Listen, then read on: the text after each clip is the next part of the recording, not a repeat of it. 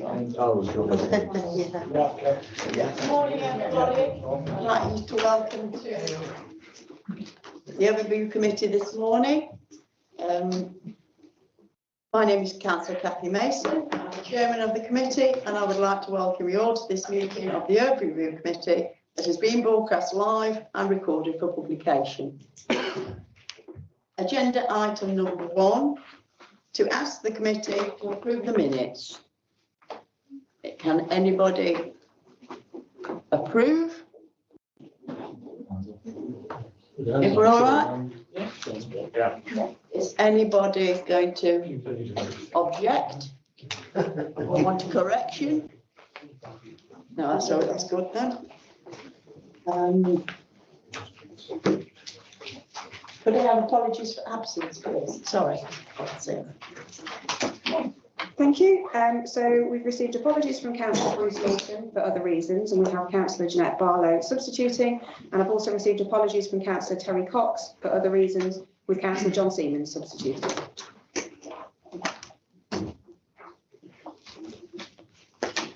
Thank you, Sarah. Agenda item 3, declarations of interest. If any councillor or officer has an interest in any matter on the agenda, you should declare it now. Please raise your hand if you have an interest to declare. If you have an interest to declare, you should state what type of interest it is and give brief details. Any declarations, please?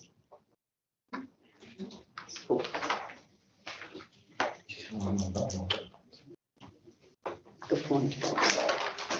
Can I remind everybody that we now have microphones? If you could press them on when you speak and off when you're finished, it makes the video much easier to understand for everybody. Thank you.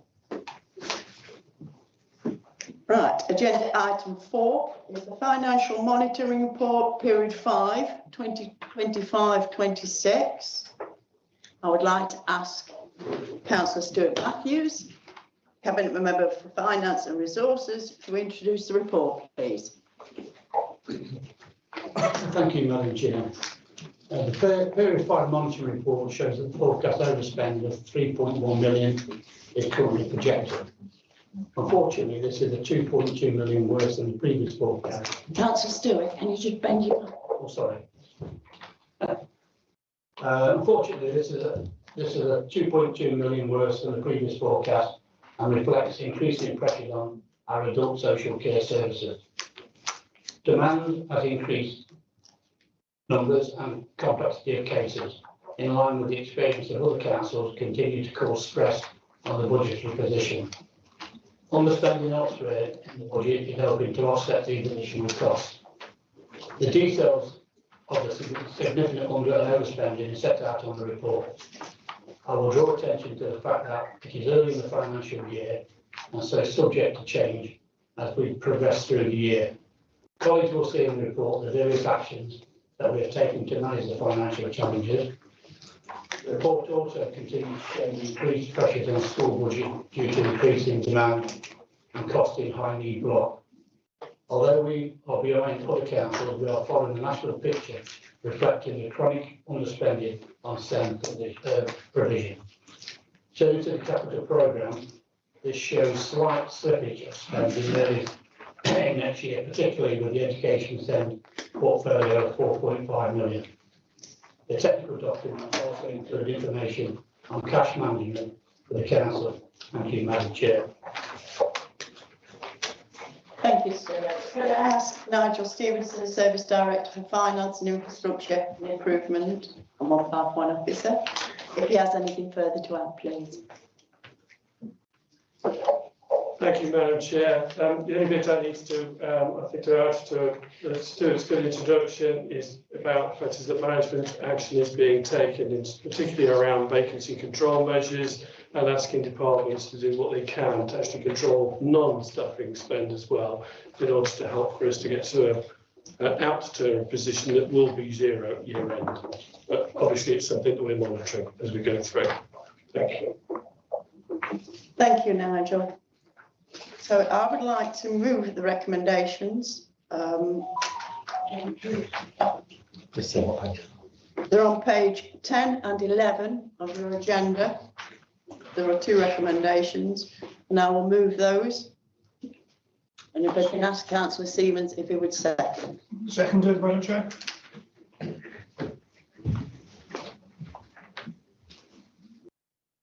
Sorry. So I'm going to open the floor to debate, but obviously if nobody has put their hand up just yet, I'm going to ask a question myself. No, you go first.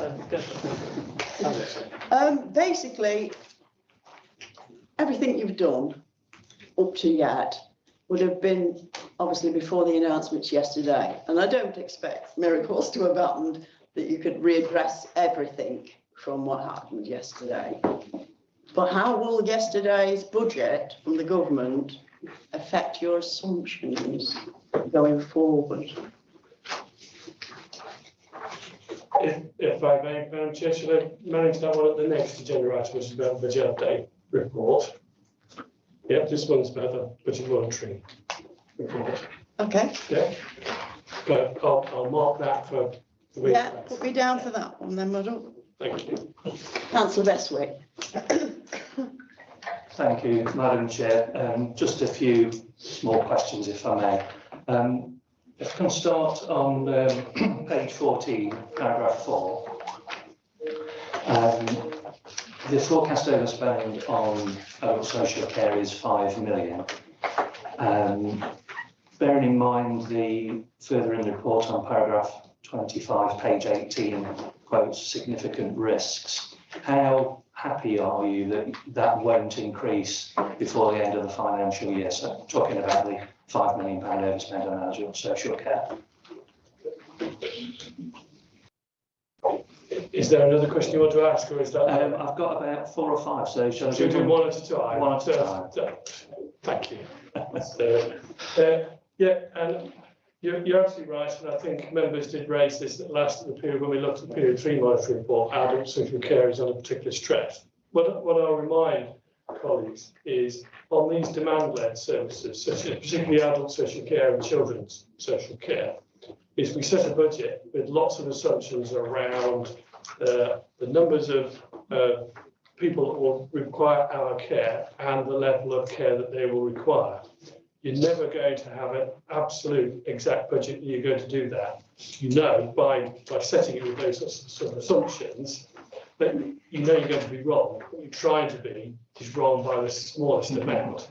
And you're absolutely right to raise, obviously, that's why we raised it as a risk in the budget report. And obviously, we continue to recognise that as a risk when it comes through the budget monitoring report. And for the next agenda item, we'll see that it continues to be that risk around adult social care. Plus, of course, the market conditions around adult social care provision also adds to the mix of the cost, and therefore how you could be out. Unfortunately, I will say that I believe the cost will increase. I think that variance will get worse as we go through the year. But management are taking actions to see what they can do to manage that. But absolutely, at the same time, it's important that we meet people's care needs. So it's not just about adult social care trying to manage costs, it's around other departments also managing their costs and seeing, even if they're underspending, see what we can do to reduce greater underspend. That's the pressures that we're facing in adult social care. Okay, thank you. Second point was around paragraphs 12, 13 and 14, the contingency requests. I think they add up to about £17.1 million so far this financial year. Are you comfortable with the council's remaining contingency based on that? Yeah, thank you. So another good question in terms of the reason why some of that contingency, it looks like is a large amount has been allocated, is because as we were setting the budget, we didn't know what the pay award was going to be at that point, and also we didn't know the full effect of the NIC changes that were introduced at the budget stage. So it looks like there's an awful lot handed out of the contingency, but they were put aside in a separate area in order for us to know that.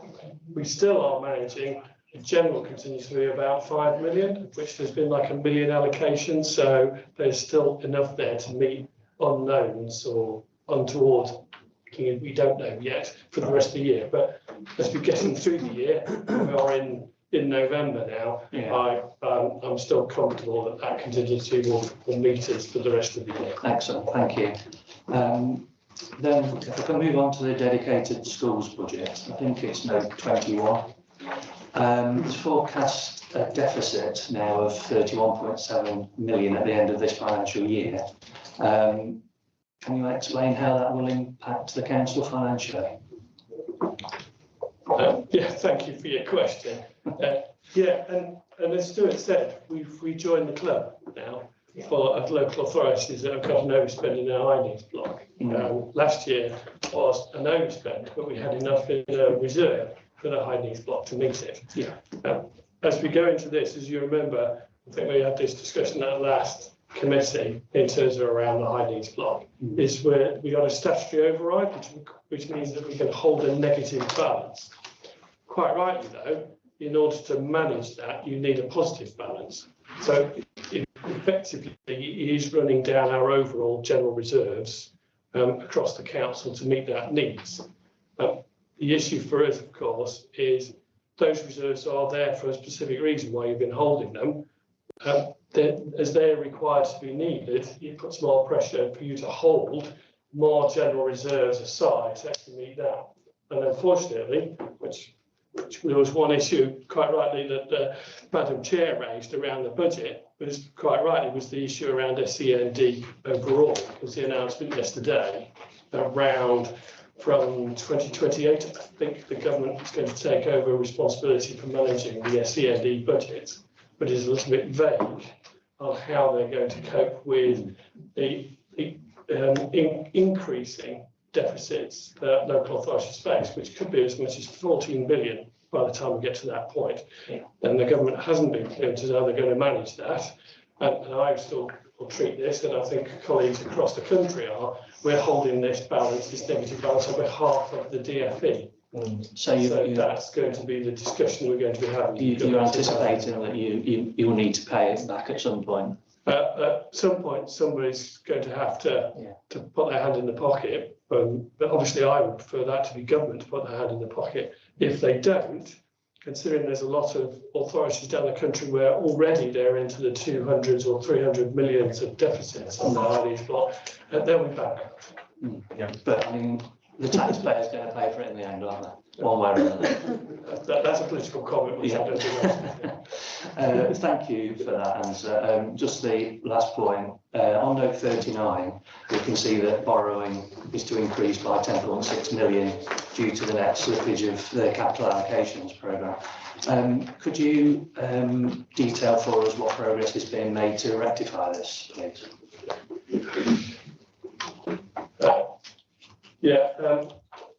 Overall, we're anticipating at this point of the year that we weren't going to increase spending. What actually represents is the requirement to borrow will be. Actually, if we do borrow, depends again on how much we've got reserves set aside to avoid.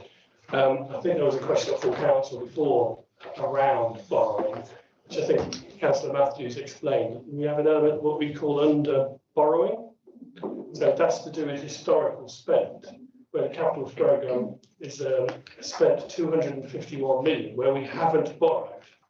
And that is being funded by holding on to reserves, and you don't need to borrow if you've got money in the bank.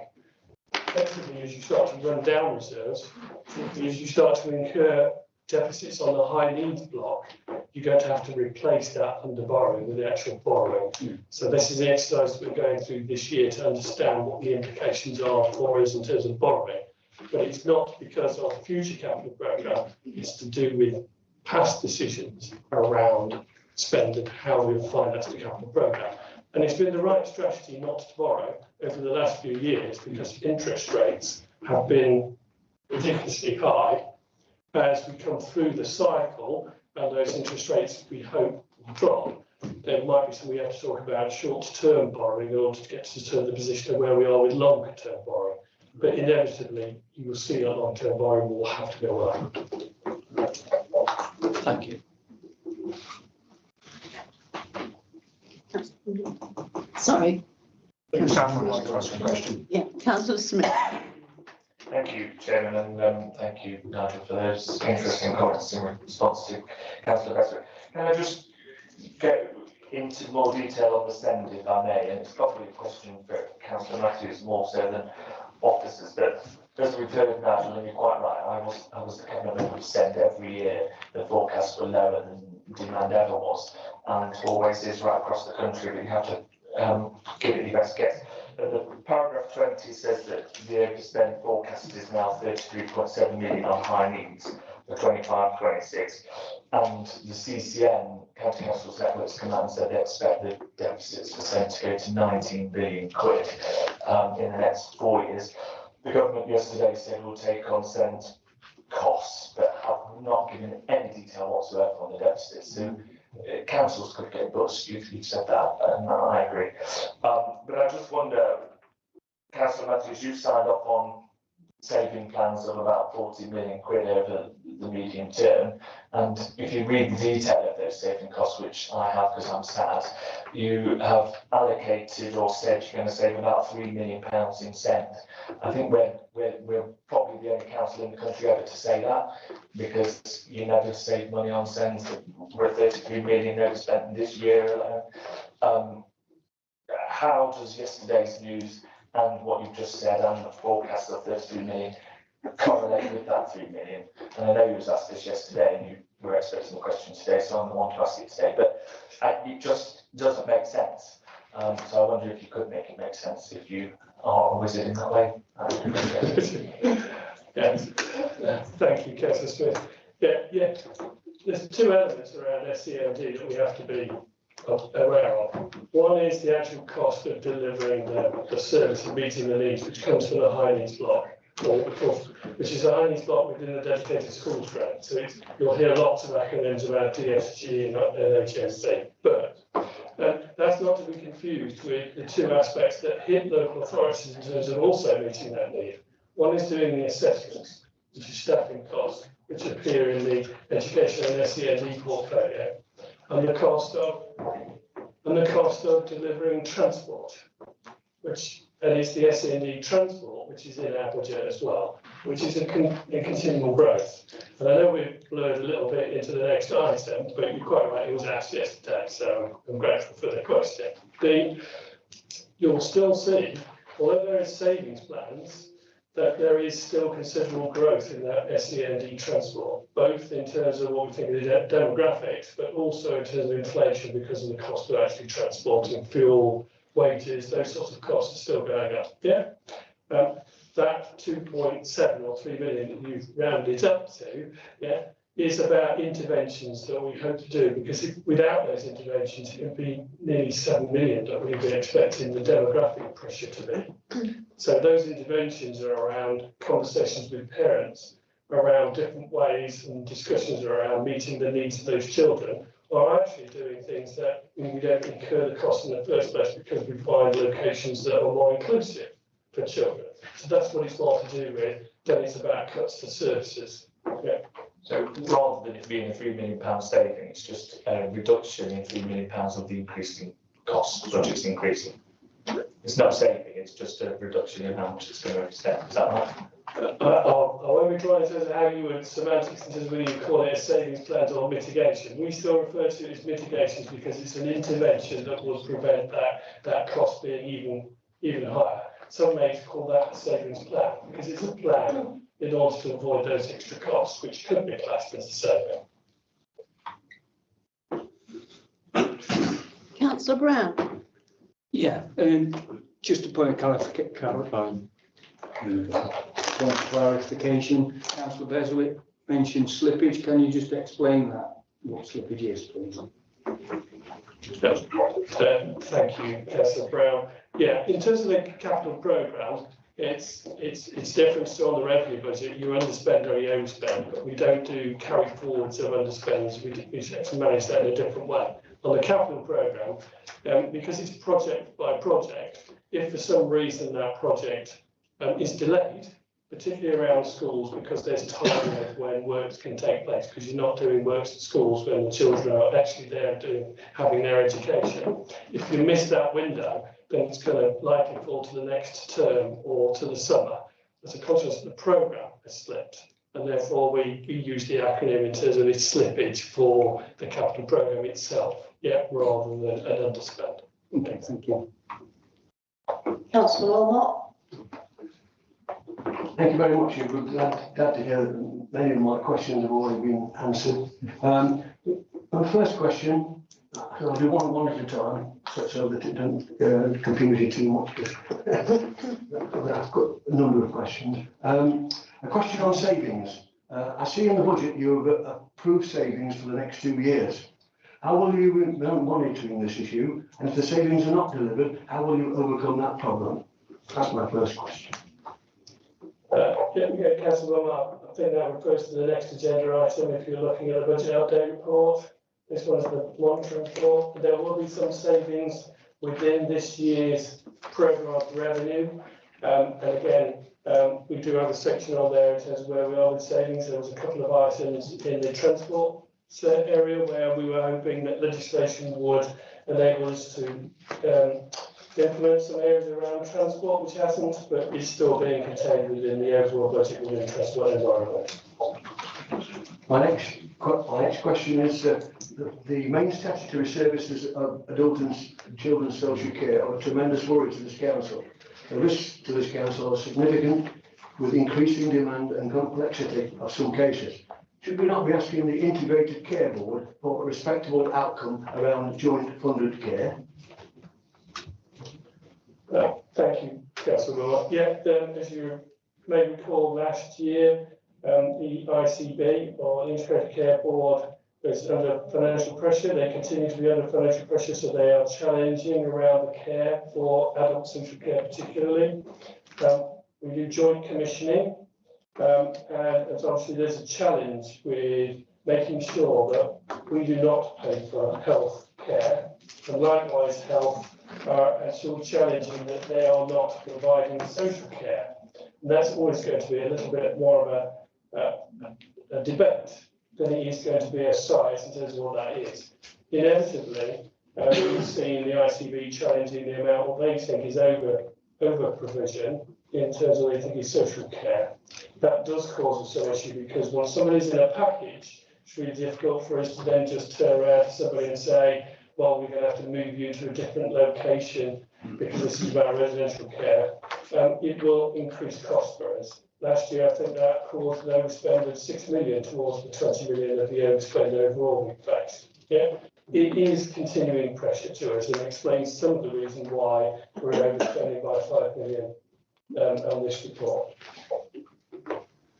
My next question is there a risk that the impact of the national living wage, which has been put up, as you know, could seriously affect the council in delivering our services? And could there be a risk that fuel inflation, I don't know whether you noticed that, I just put some petrol in and it's gone up about 4 pence a litre overnight, which was an incredible situation.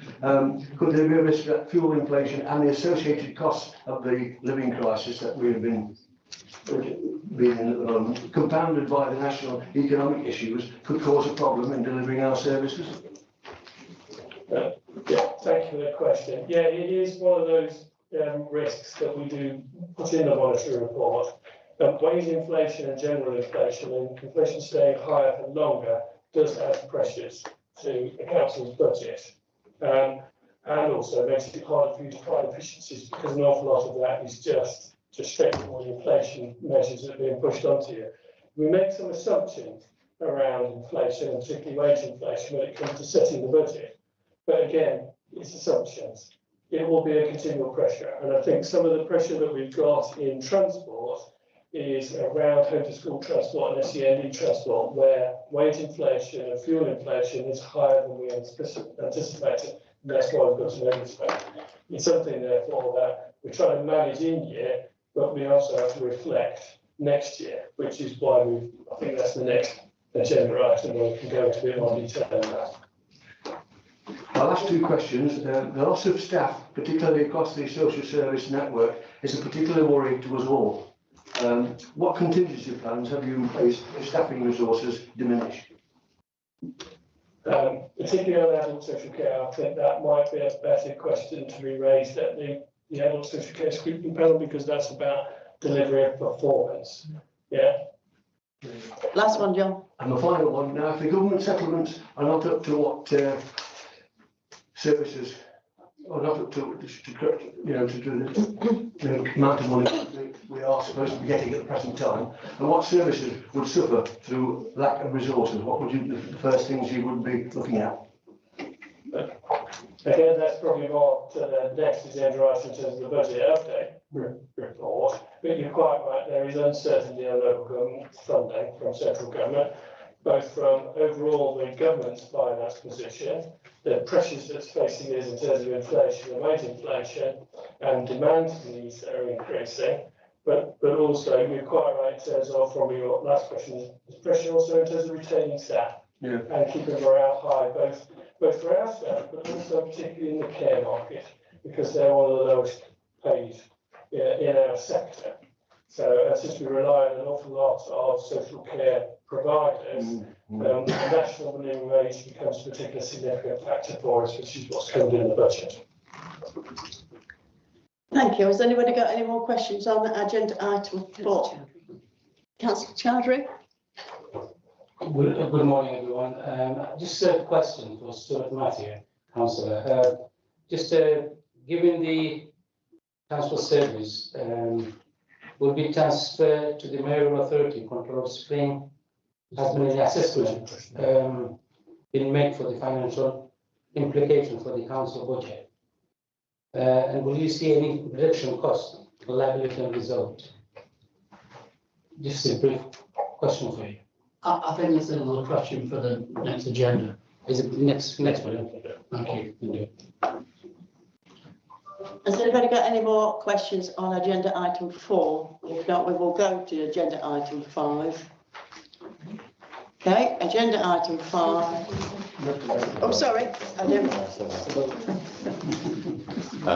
Yeah, just to know, obviously it's just discussion on the budget monitoring, but just know there's been a lot of discussion about Senate Transport, and Place Committee will be carrying out a review around Senate Transport in spring next year. So it's something that scrutiny members will have a chance to be involved in. Can I ask the committee to note the report, please, on agenda item 4?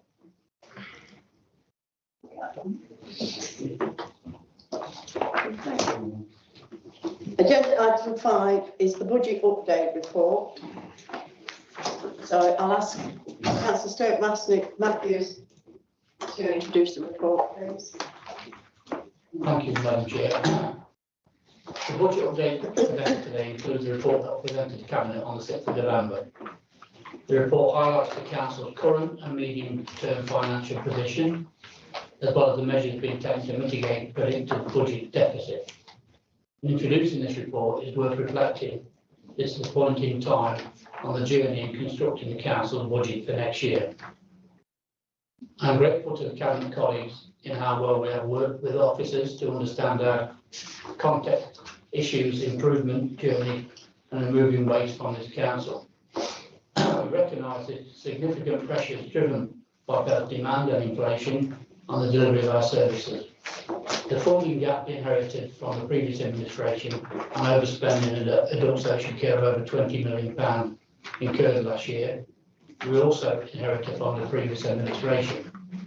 We must remember we have a new administration for only 6 months and recognise a short period of time they've had to discover the issues and start to fix the Council's finances. We have worked with officers to understand the true level of pressures, the likely impact of inflation on our services. Consequently, the medium-term financial strategy, or MTFS, the previous assumptions have been revised upwards by 43.1 million. There's significantly more pressure on care services and home to school travel %. Our total pressures and inflation assumptions is predicted to be 141.5 million over the MTFS, we have identified a significant level of savings plans to reduce the impact of these rising costs, which will also start to close the funding gap. In total, we anticipate these plans to deliver 45.3 million. At present, together with some minor changes to base budget, it shows a funding gap of 15.9 million over the MTFS. Unfortunately, making our plan changes sustainable takes time. We will see an increase in the gap next year, and then we will continue to work with officers to close this funding gap. The report sets out the assumptions and risks and how we will manage them. As I have said, the report reflects the journey we are on, setting the budget for next year. I say a journey because there are many unknowns which will not become known until nearer Christmas. The largest assumption in the MTFS model is, of course, the council tax. We inherited the last administration assumptions that this will be set in line with the government's expectations and will be maximised at 5% across the 3 years. But we are a new administration, and although the model may continue to show this, and other councils, we have already announced their level of council tax for next year. We will review and decide upon the level of council tax after further work with the officers to close the funding gap. This will also follow the announcement of the local government financial settlement nearer Christmas. Thank you, Madam Chair. Thank you, Councillor Stewart. Could I ask Nigel, please, if he would mind adding his further comments? Thank you, Madam Chair.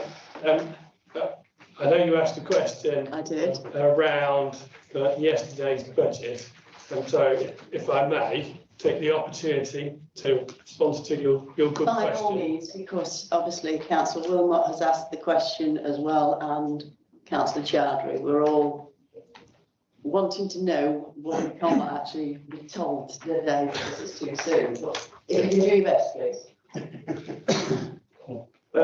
Obviously, the initial announcement, which was before the Right Honourable Rachel Reeves MP stood to give the autumn statement, was around the national minimum wage increase, which will go to £12.71 for those who are 21 years old. Yeah, it's a significant cost for the local authority, the national minimum wage, on adult social care, but also children's social care provision, because in the marketplace, it's not our employees. In the marketplace, those that provide home care and social care are on, or likely to be, on the national minimum wage. Over the MTFS, if you looked at the appendix, I think it was about 35 million over the 3 years of the MTFS as an impact on our assumptions. Yesterday's announcement was slightly higher than our assumed number in the model because we had set it about 12.58. This was probably due to the uplift during the summer. The Low Pay Commission was asked again to review what the likely minimum wage should be. That 12.71 is the average that they picked up. It could have gone to 12.85, which was the maximum. Anyway, going to the 12.71 is likely to add next year over £3 million additional cost or additional cost pressure into adult social care.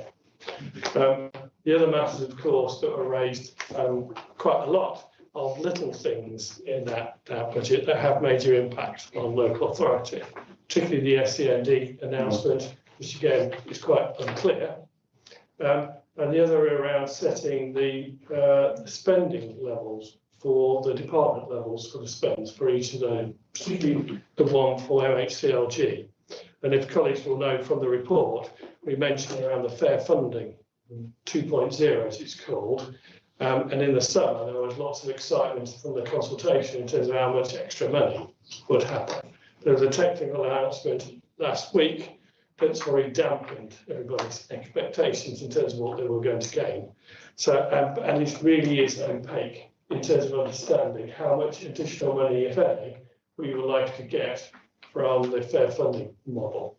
Quite rightly, that's why the MTFS, we went in November, and today you see in that report, makes no changes to the assumptions around funding from central government. It's flatlined as far as I'm concerned, other than losing the new homes bonus, which you all knew was going to be coming out.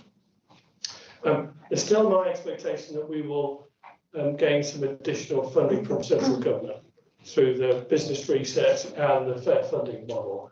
But it was clear from conversations with MHCLG at the beginning of the week that we will not know what that actually means for local government until we have the local government settlement. And unfortunately, that is not likely to be until the 17th or 18th of December. So it's still a lot of unknowns and uncertainty, as Councillor Matthews said in his opening presentation. And Councillor Chowdhury mentioned about the transport. Are we liable to see a little boost to the budget because we're not paying for that anymore? Yeah, so Yeah. Sorry, I got it wrong. Yeah, yeah, it's very confusing, this anchor on transport. The overall answer really is neutral. And, there's an example of how it works from the 1st of April. The position is now, we pay our staff and bus operators, let's use an example figure of the net cost of £4 million per year. For simplicity, let's state that this is met on the council tax obtained through our district and borough councils. On the 1st of April, the mayor will pay our staff and bus operators. So in my example, the mayor will then levy us £4 million. This will come out council. This will come out Councillor Bingham's portfolio budget and appear under central items as a transport levy on the combined authority. I said this with a simple example. It's a lot more complex to this when it takes into account the bus grants and provisions of some transport services the next year. Thank you. So just for me to make this simplified, it's basically moving from one column into another column. yeah, that's absolutely right.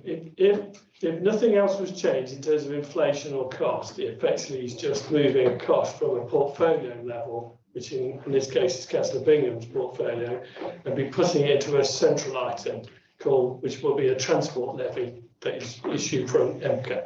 As Councillor Matthews said, it's more complicated than that because bus provision does change every year, the level of grants change, and the mayor also has additional money available if they were to change the model of transport across the region, which is likely to happen, but that will take some years. Thank you very much. So, I've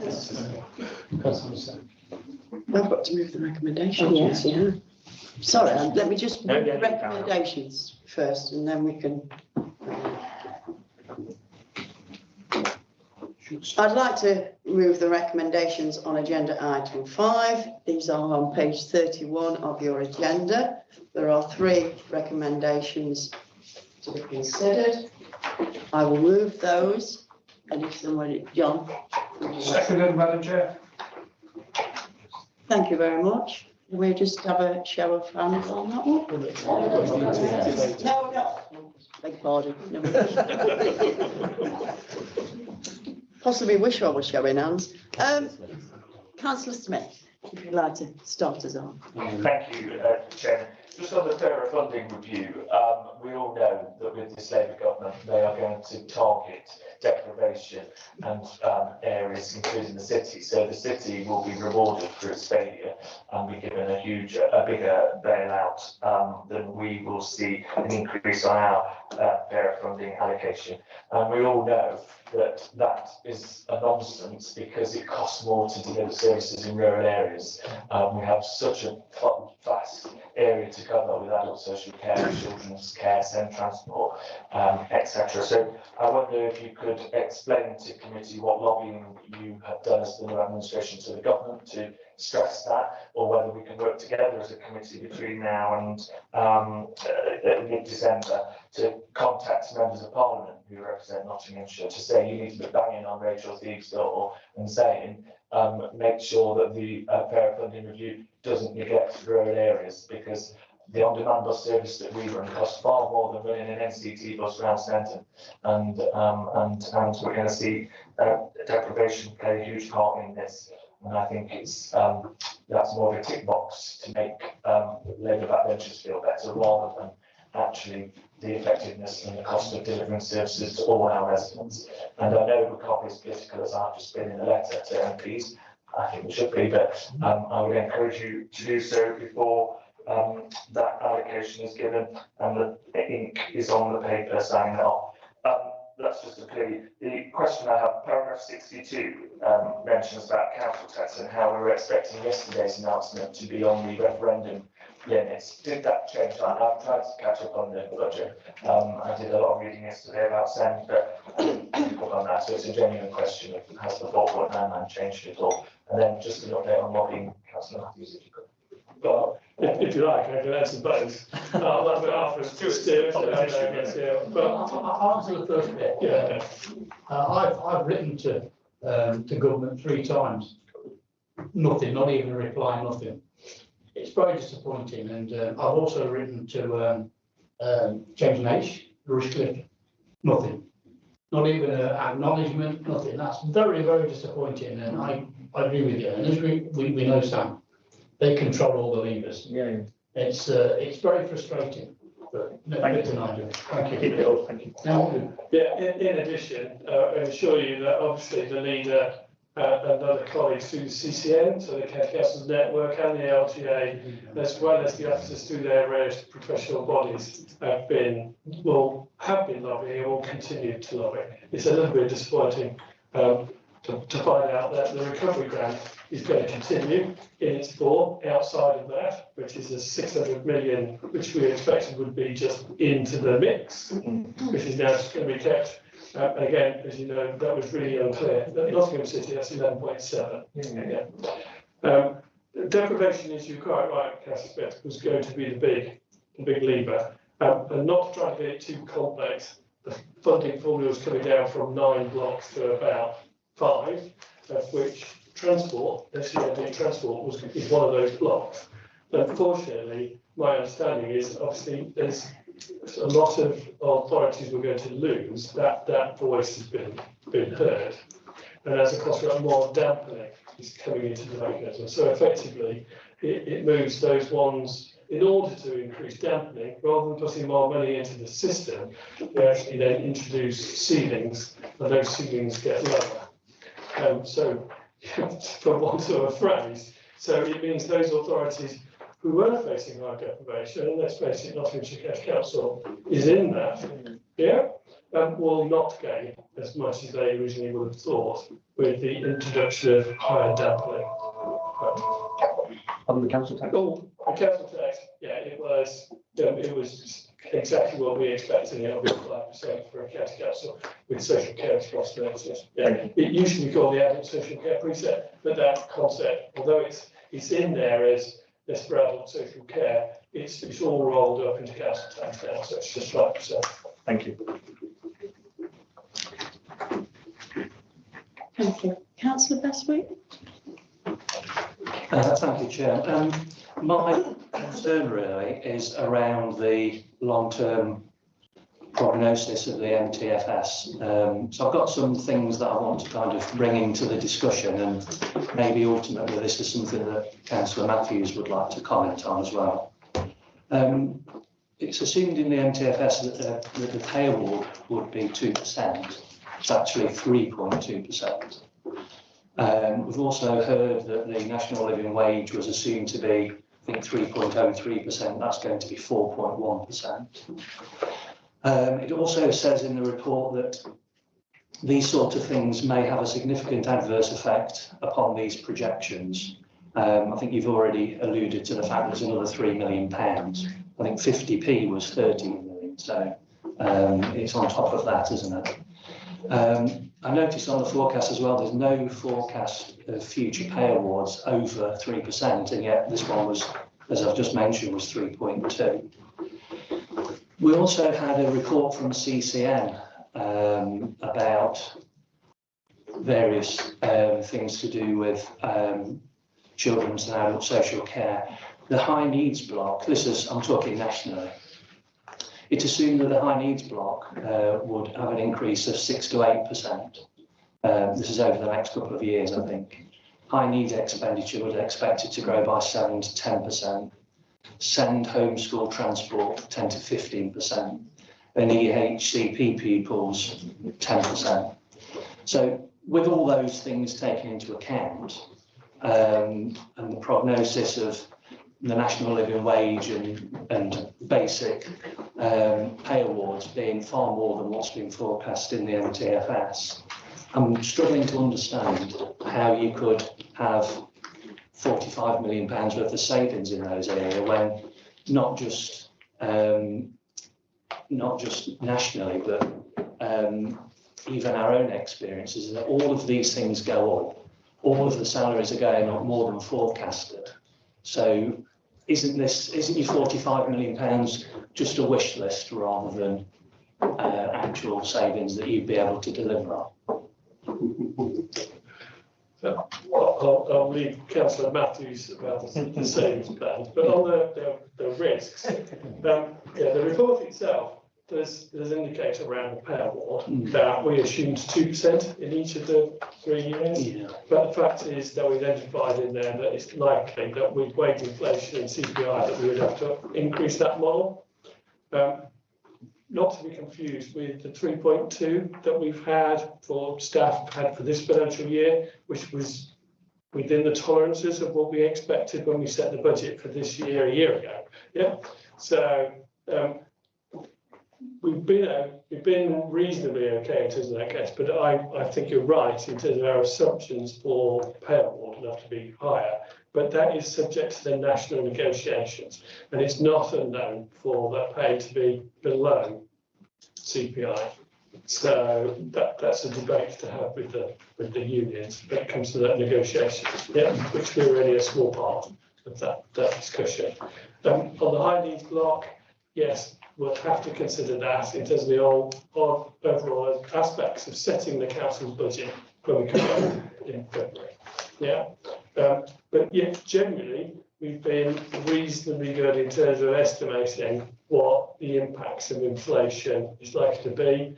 I'm also confident in terms of in some of the services where we've got estimates of savings plans, the interventions are actually working. You can see that in this year's monitoring. So some of this is about accelerating savings as opposed to new savings things, either around interventions that are improving children's lives and families, particularly in children's social care, which means then that we won't unlikely be incurring the additional costs that we would expect if it wasn't for those interventions. But overall, in terms of the savings plans, I don't know if Councillor Matthews, do you want to make a comment? Yeah, I mean, the 45.3 of projected savings plan was, of course, before yesterday's top up as well. There are many things that we're looking at on savings plans, and I'll just give you a few examples, Stuart. Saving of 9.64 million in the adult social care, refocusing on reviewing high cost care packages. We could go. We've got a list of things to do, and I could be here all day identifying for you. But we're working every day with the officers to try and find mitigations of doing this. We looked at headcounts. The annual headcount reduction is a natural 8% wastage. That's 400 staff. We've looked at putting a freeze on headcounts only on essential workers. But I've looked at the last 3 years of natural headcounts of people naturally leaving, not redundancies. That's 8%, that's 400 people. Moving those into different directions. 400 people on the council, if they left naturally, will save about 14 million. These are the things that we're looking at of direct and saving costs. So I hope that's given you a bit of an explanation where we're moving from.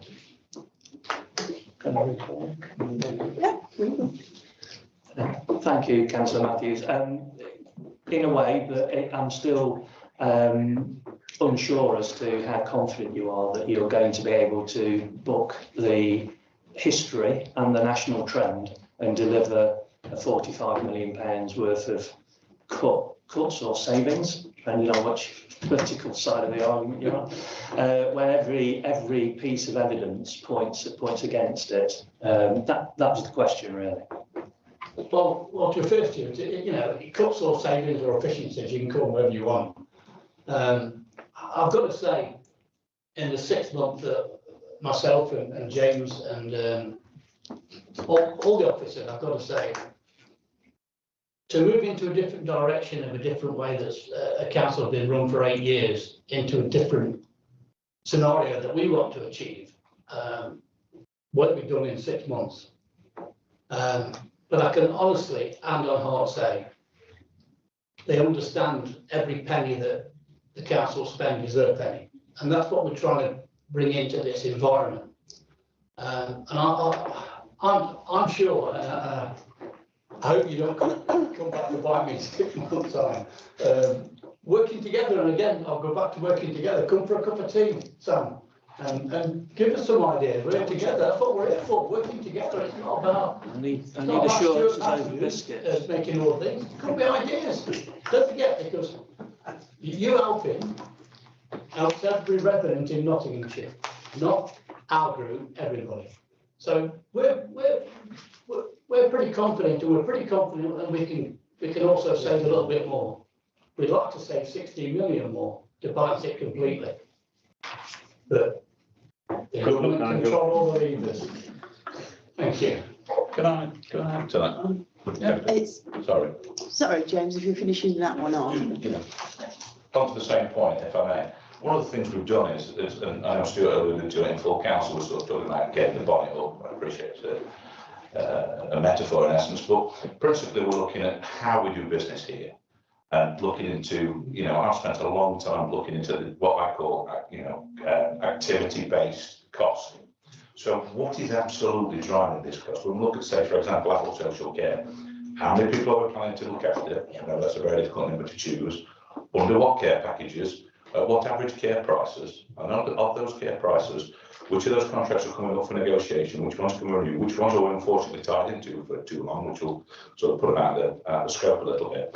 But we really are coming at this from a totally new mentality in terms of, you know, understanding those cost drivers, understanding the performance of the prescribers, as we call them, to make sure that everybody gets the care they deserve, whether we're not making money by putting people on packages who shouldn't be, or people stay on packages for too long. And that's just an example of our social care. But what I'm trying to get over is we're coming with a new mentality to this. It will take time. I think Stuart's alluded to that. And as Stuart says, you know, we're more than interested in your support to try and understand and work with us. You've got more experience, we have to say, of controlling these costs than we have. We've got good energy to change them, but it's the doors open very much now. I hope that helps. Councillor Barlow. Thank you, Chairman. Can I just ask, what consultation has taken place to ensure that budget proposals reflect residents' priorities rather than just making savings to meet your Doge target? Yeah, the budget survey was launched earlier this week, so we actually tried to gather that because you're quite rightly, it forms part of our understanding, just as coming to overview committee to listen to the questions around testing the assumptions and priority areas is also part of that gathering before we get to January with Cabinet when they review and propose a budget from Council at the end of February. So I think it's quite likely, if you look at the budget survey that was launched, I think an email may have gone out to all members. I would encourage you, if possible, through your contacts, to encourage your residents to put their feelings through in terms of understanding, so that we can all feed that into what we're doing in terms of formulating the budget. At the same time, of course, it was only from Council last week that the administration launched their new strategic plan. That also then feeds into the budget strategy, because you'll start to see that now being reflected in terms of what the budget will look like and the priorities going forward. So it's all linked. Thank you. Can I just ask when you expect that to conclude? Survey. Yeah, I think the survey closes before Christmas or just after Christmas, but we'll I think we're due to come back to the review committee on the 15th of January, if it was in my head, or in January, I think it's 15th. We'll hope to bring some initial views because I don't think we would have done a full analysis by then, so that the colleagues will have a chance to see what the themes are that's coming out of that budget survey. So, but it will all be considered fully by the Cabinet when it comes to the end of January. So thank you. It's the completion of this survey is the 7th of January, and I'm lively told. Councillor Wilmot. Thank you again. I've got a number of questions. I'll Do them the one. Time. Yeah, I'm going to say do the one, and then we'll. Yeah, okay. There's been a lot of assumptions made on this budget, which is mind-boggling really, because if suddenly all start to go wrong, it'll be a very, very serious problem for this authority. I just wondered, the assumptions include council tax policy, business rate income and government grant. I say, if these assumptions are wrong and the revenue is below expectations, there will be implications, obviously. And what is the plan if this happens? The first question. The government have already announced that the minimum amount of money that we'd expect in terms of our grant levels, in terms of business rates, even through the business reset. So I'm reasonably confident that what we've assumed at the moment in terms of flatlining grants is the minimum position. But I don't know from the fair funding review in terms of whether that will be increased and by how much. So it's rather on the positive side than the negative side. If all the other assumptions, because you mentioned all the assumptions, that council tax and business rates is only just one part of the picture. You'll remember in the budget report that was approved last February, and we continue with that model going forward. We moved away some years ago, probably about 10 or 11 years ago, from this idea of just a flat percentage for what the general fund balance is for the council to a risk-based approach. So all of those risks around the assumptions are all set out in one of the appendices in that budget report, and then an assessment against its impact and what's its likelihood of occurrence, and therefore the model for working out how much we would have to set aside in that risk fund, and that is why we've got nearly 36 million set aside in the general fund balance to manage those in a temporary position. Of course, that is a temporary solution because it is only reserves that you could spend, knowing full well that the council then have to respond in the longer term and shape the budget in the future. In the portfolio change, seems to be being developed to focus to drive improvements to residents' experiences and outcomes. That will supposedly reduce costs to the council. Now, can I ask you, how is this change activity supporting the delivery of current and future budgets, as well as the MTFS? And how are you going to monitor progress? Yeah, absolutely, as it's set out in the report. That portfolio change is reflected in the appendix, which shows both the pressures going up and the savings against each of those lines. So it's important going forward in the future that that is monitored, and that will work through as we go through the budget process for next year. And I'm sure Overview would be very interested in future to review how that is progressing. Improving people's lives has always been the key for us, and prevention is key. And that's why the authority is always invested in preventing services, improving people's lives, improving children's lives, improving their lives in families. If it means children with families are better, and families and children stay with families, then it's got to be the right outcome, the better outcome for children. And as a consequence, they don't come into the system, and therefore the local authority will not incur cost.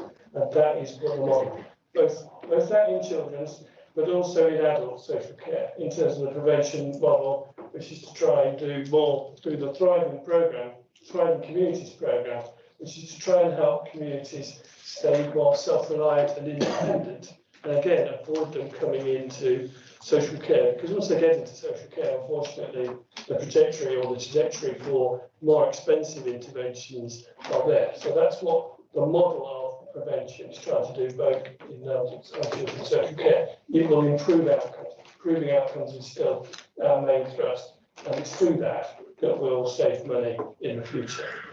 Smashing. And my Councillor- final question. Oh, hang on. There's other people, John, take a breath. Councillor Clooney. Hi, thank you, Madam Chair.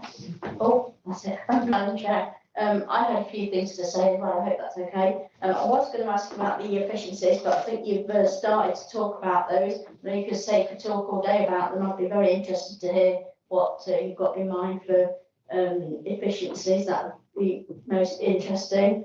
Listening about the natural wastage of 400 staff. I'm wondering who's doing their work when they've gone.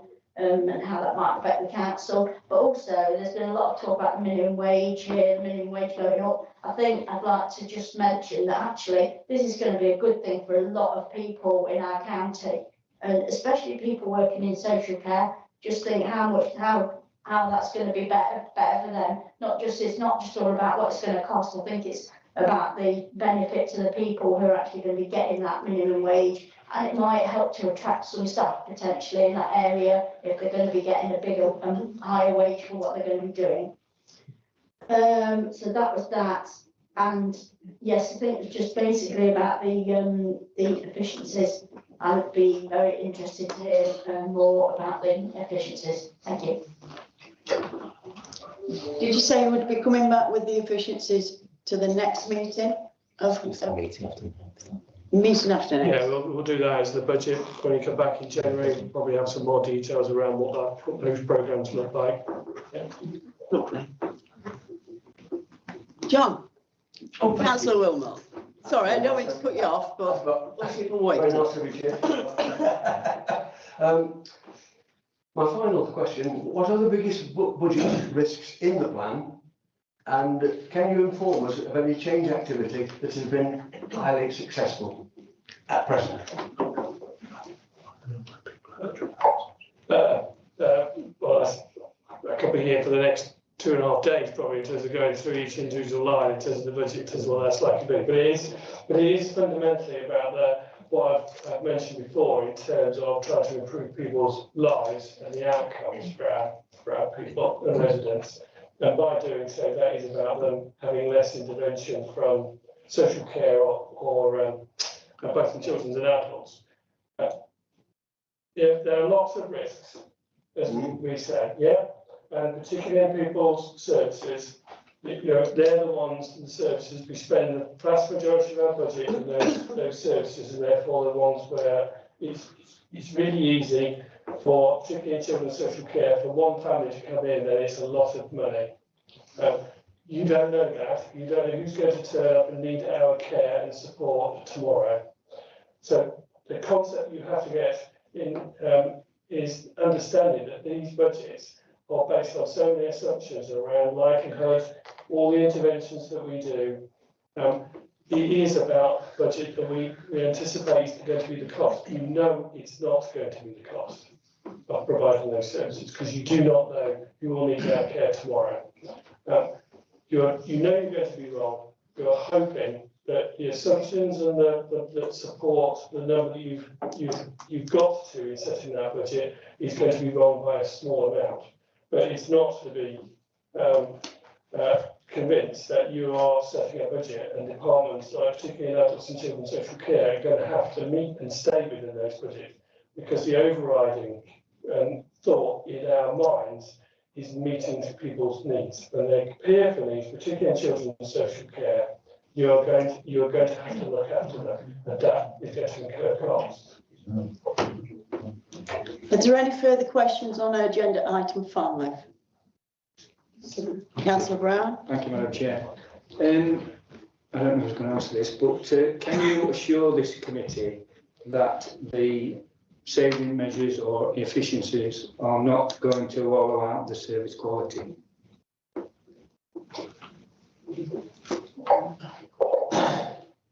This administration has got no intention of reducing any quality for anybody. That's not what this is about.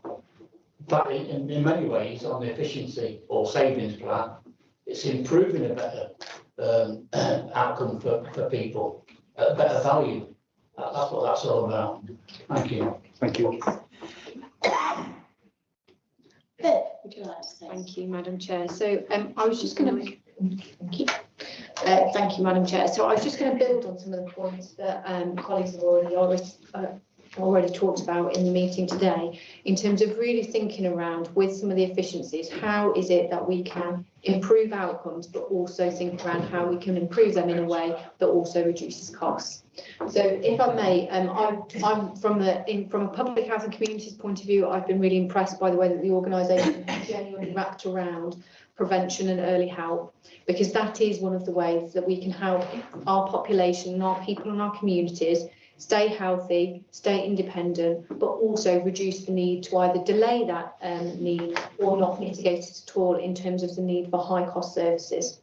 So if I may give you some examples around that. So building on some of the examples that Nigel's already talked around, we have interventions in children's, for example, around family support and safeguarding teams. So they are multidisciplinary teams that are linking in with our children's social care colleagues, but also thinking around areas in terms of substance use, domestic abuse, to really wrap around that family to see how we can work with those families in a different way that will support those families having the best outcomes, staying together, but also then reducing the need for those children potentially to come into care. So that's one example from the children's space. If I think around from the adult space, the adult social care colleagues will give us a lot of examples around things like tech-enabled care. So we know, for example, there are interventions that we can put in place that will improve independence for our population and our people needing support needs, but also reduce costs. So that might be around digital support, so they don't need a carer to sit in with them every night when they didn't want that to happen in the first place, but because they needed to understand and check that they were safe and they were secure. There's now interventions that we can think around in that digital tech space that will allow that improved outcomes, but at a reduced cost. And I think that's a real theme in terms of some of the portfolio of change. Nigel's also talked a lot around the Thriving Communities piece of work, and that's an area that we're going to bring in overview in January, and Tom's been doing a lot of work on that. There's some key broad areas of work there. So one is around proactive prevention, which is really thinking around with our adult social care colleagues, where are the lower level packages of care that we could potentially look at and support in a different way, or think around what are the population groups that have particular characteristics that we can lean in a little bit earlier, so potentially they don't need those packages of care. So there's a piece of work around that. There's a piece of work around our asset-based communities. So how are we working with our voluntary and community sector? How can we do that in a much more effective and efficient way, in a sustainable way for the sector? But also, how do we lean in on some of the roles that are in our communities that help bolster the communities to thrive? So there's some piece of work around that. And then there's a longer term piece of work around really looking at how do we develop our integrated neighbourhood public service. So how do we genuinely work in a different way to how we have done previously, building on some of the work that we have in the system across our place-based partnerships, our integrated neighbourhood teams, to work with currently cohorts of individuals, but looking much more at a community focus to wrap around specific needs of communities in a different way, to intervene early, help build resilience so that communities can help themselves as well in some of those areas, which again will improve outcomes for our people of Nottinghamshire, but will also help the bottom line. So very happy to have some more conversations around that in January, particularly around the Thriving Communities work, but hopefully that will give you a little bit of flavour around some of the tangible things that we're doing. So thank you. Thank you. Councillor Ross? Thank you very much. I just wanted to add a point in terms of the efficiencies. We talk about efficiencies a lot as an administration, and it makes people generally uncomfortable. So I think, well, does this mean cutting services? That's categorically not our approach. It doesn't mean we won't. In some places, things sometimes have to happen, but very much our approach is more for less. You can get more for less in certain places. The example I always use, I rang on a broadband company the other day, costs got out of control. What do I end up with? Half the cost and twice the speed. These things are doable. You've got to dig them out. They're not everywhere, but these are little nuggets, little gems, and that's very much our first starting point. to control costs in its administration. Thank you. Councillor Mann. Thank you, Chairwoman. Yeah, following on from Councillor Rawson regarding savings, what our administration have already made. So most of our, if not all our members don't claim travel expenses for coming to work. So whether we're coming here to County Hall or going to Oak House, we don't, most of us, if not all of us, don't claim travel expenses. That is a big saving to us. That's at a basic level. So I just wanted to make that point. Thank you. Is there anybody else with questions on agenda item 5? Councillor Clooney. Yeah, I want to come back on that about the travel expenses thing, because I think it maybe shouldn't be something we talk about that much, because I can understand that some councillors, particularly who have a long way to travel and might have to use public transport, for example, or even taxis, it could be quite expensive. I'm thinking people come right from the very north of the county. It's a very long way to come here, for example. Just saying that, and it shouldn't be a barrier to people to think they could be councillors if they're thinking, oh God, I couldn't possibly claim any expenses. Anyway, and I realised there was another saving that we could definitely be made. I'd be interested to know how we're affording it as well. To be spending £75,000 on flags this year, so I'd like to hear about that, and that would definitely be a saving I think we could make. Thanks. Liz, I'm going to get your membership form after this. No, I think we'll leave it at that. And if I can ask Martin to summarise for us, please. Yeah, it's nothing really further to add. I think you've had a really good discussion. I think it's just to reaffirm, about efficiencies. Obviously, it was agreed at a previous meeting that the working group report on the efficiency. We will be coming to a future meeting with our review, so we just need to get that schedule when it's clear when that will be coming through. If there's no further questions on the subject, we take a vote, show of hands to take those recommendations.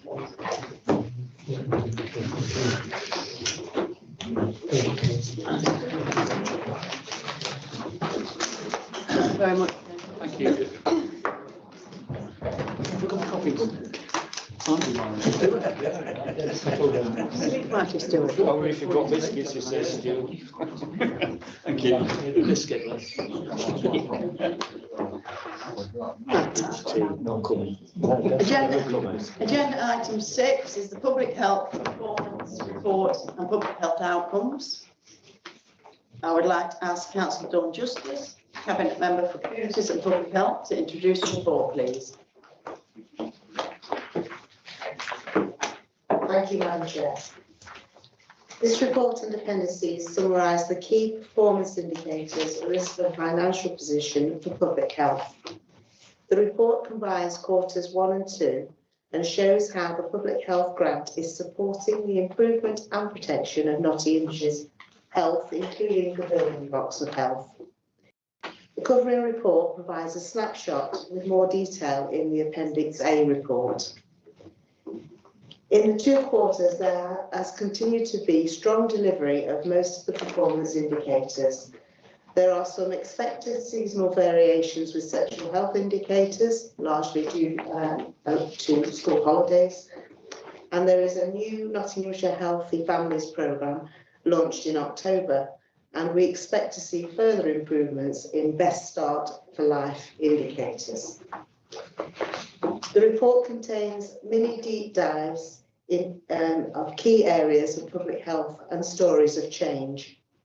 Some highlights are that 2,700 people quit smoking using the Integrated Wellbeing Service, and 1,500 people achieved significant weight loss using the service in quarters 1 and 2. In quarter 2, there has been more people using quit smoking and weight management apps that show how we are innovating services. Performance against the annual delivery plan is either complete or on track for the priorities led by the Public Health Department. The risk level continues to be low, and there has been a recent departmental review of risk management processes. The public health and communities workforce has remained stable with low turnover of staff and low staff sickness. At the end of Q2, the public health grant has an underspend over 391,000, which will be transferred into the public health reserves at the end of the financial year. There is a summary of how Nottinghamshire compares with national indicators in the Appendix A and Appendix B. The indicators where Nottinghamshire is worse than the national indicators is in the covering report, and I recommend that the committee reviews these. I will now hand over to Tom Dunn, who is the Deputy Director of Public Health and Communities, to take us through the report. Thank you. Thank you, Councillor Justice.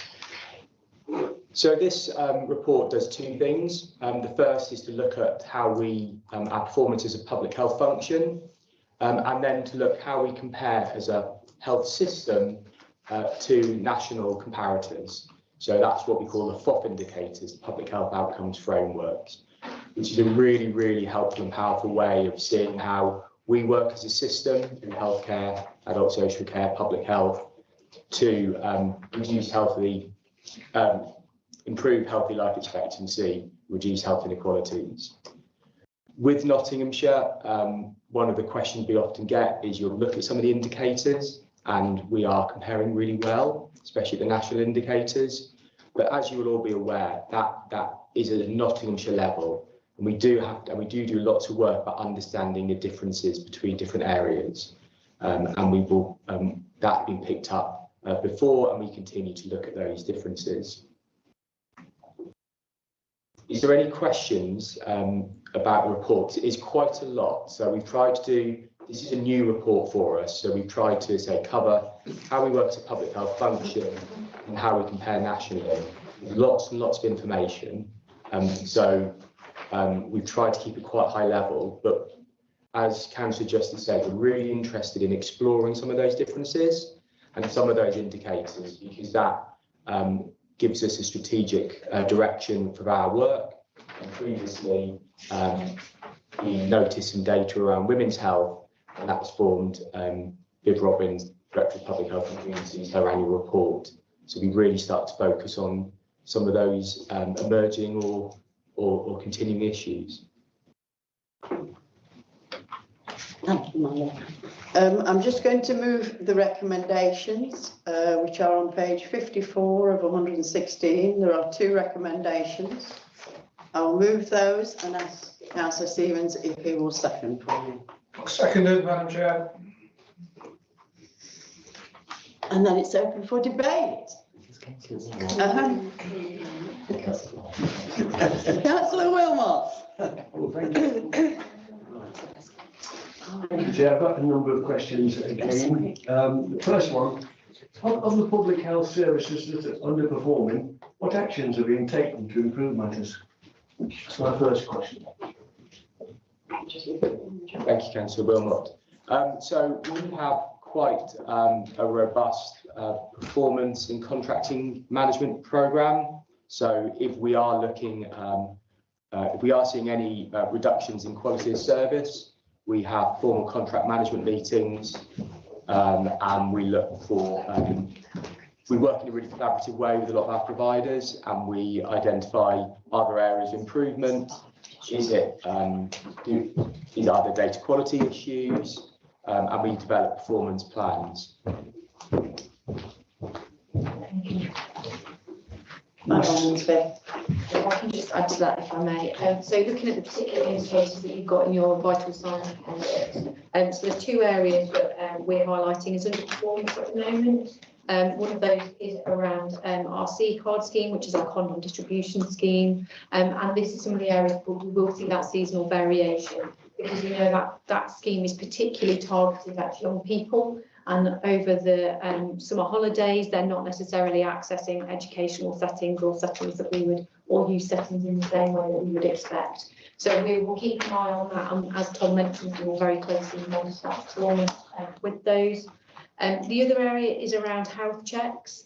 There's some work around the percentage of patients that are offered to the percentage of patients offered who have received a health check. A lot of work has been done on re-procuring the health check service over the past year, and the payment approach has been more slanted around making sure that we're accessing the right people.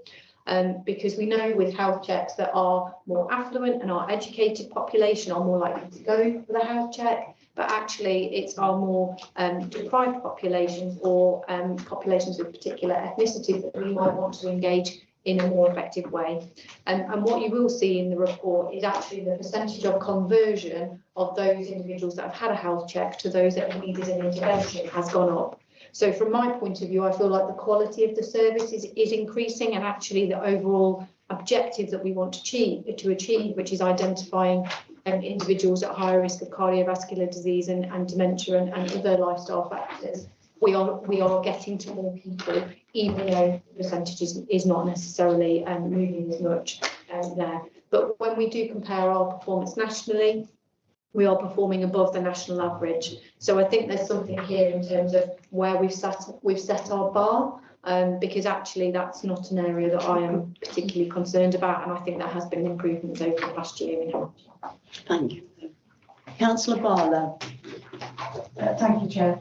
Can I just ask, the underspend of 391,000, is this due to delayed recruitment, unfulfilled posts, or maybe reduced activity? And should public health programmes be expanded rather than generating the underspend? I mean, I think Nigel might not like the answer to the question. Yeah, please. Thank you for your question. In terms of the underspend in the public health grant, there's a number of areas that has been generated. Some has been in recruitment. So, for example, we had a vacancy with a deputy post because we were waiting for Tom to join us, and we're really pleased to have Tom here. So there's some things in terms of just the natural ebb and flow of recruitment. There are other underspends that have been generated through demand activity. So quite a big area of the underspend as well has been around the sexual health service, and we commission GPs to deliver long-acting reversible contraception in the community, and emergency hormone contraception in pharmacies and things like that. They're demand-led, so it may be that the budget has been predicted at a certain level, but actually the demand hasn't necessarily come through the front doors. So there's a range of different areas there that have accumulated to that underspend.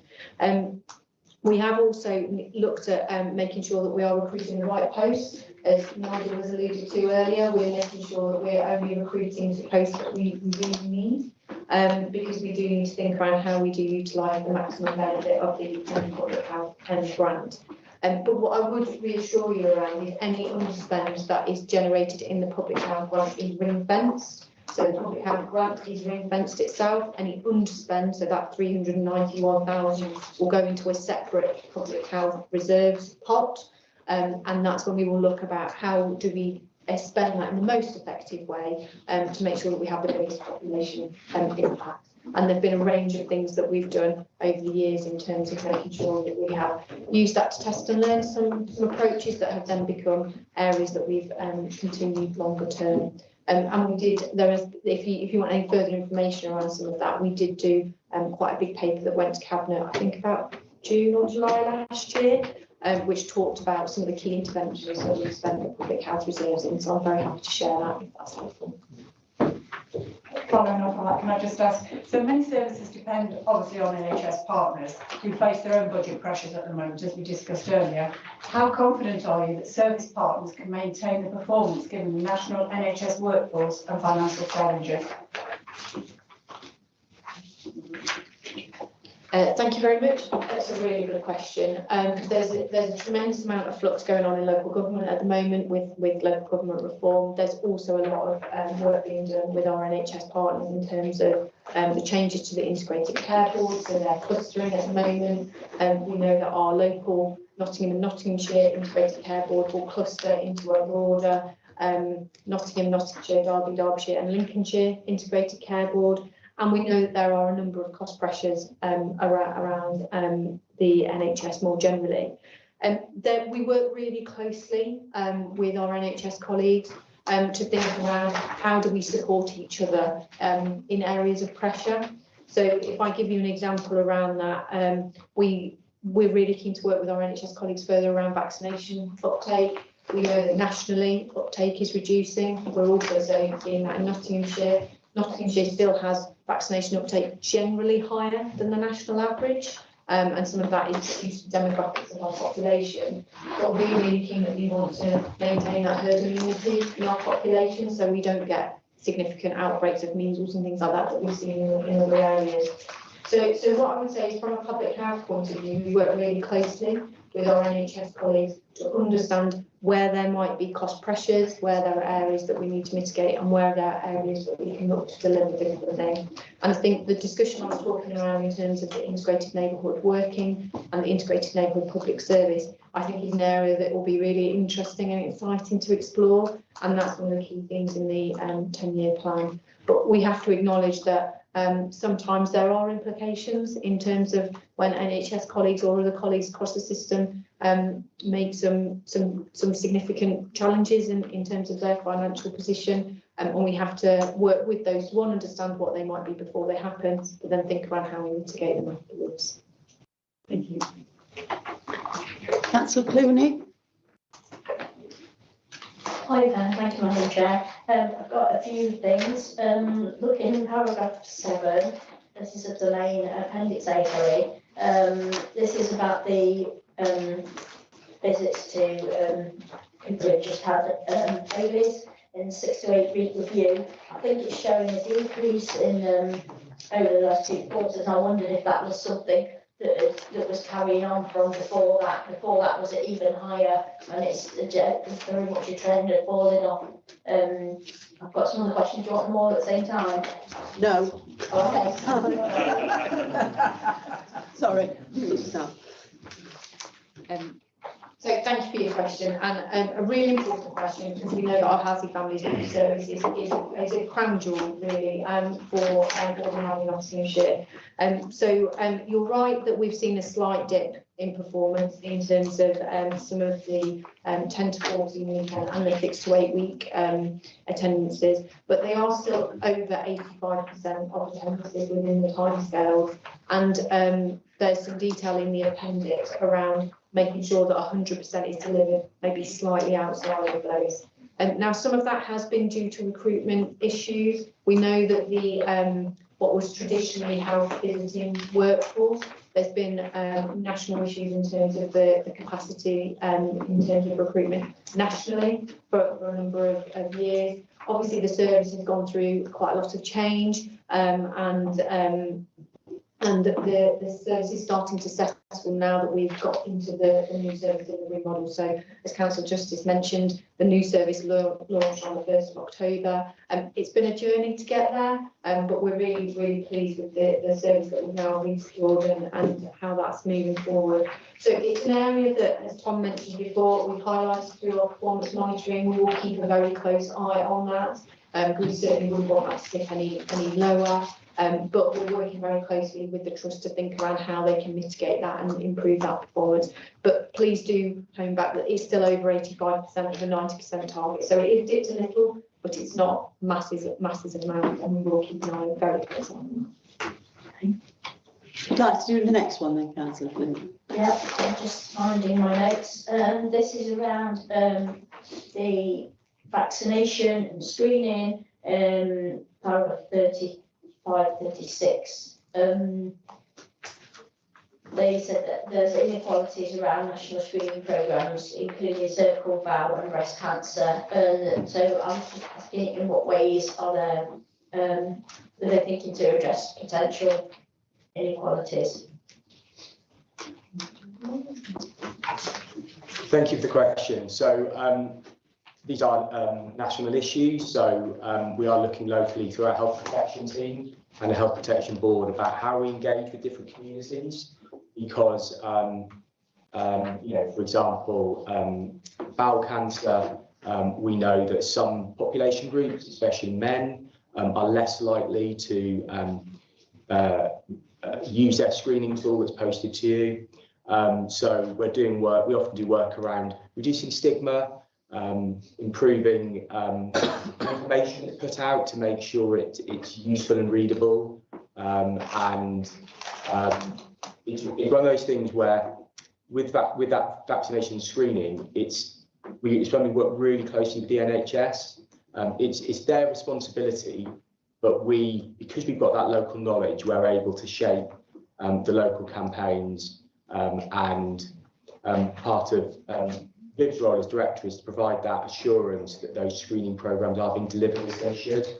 And that's ongoing work that Viv is working on with the health protection.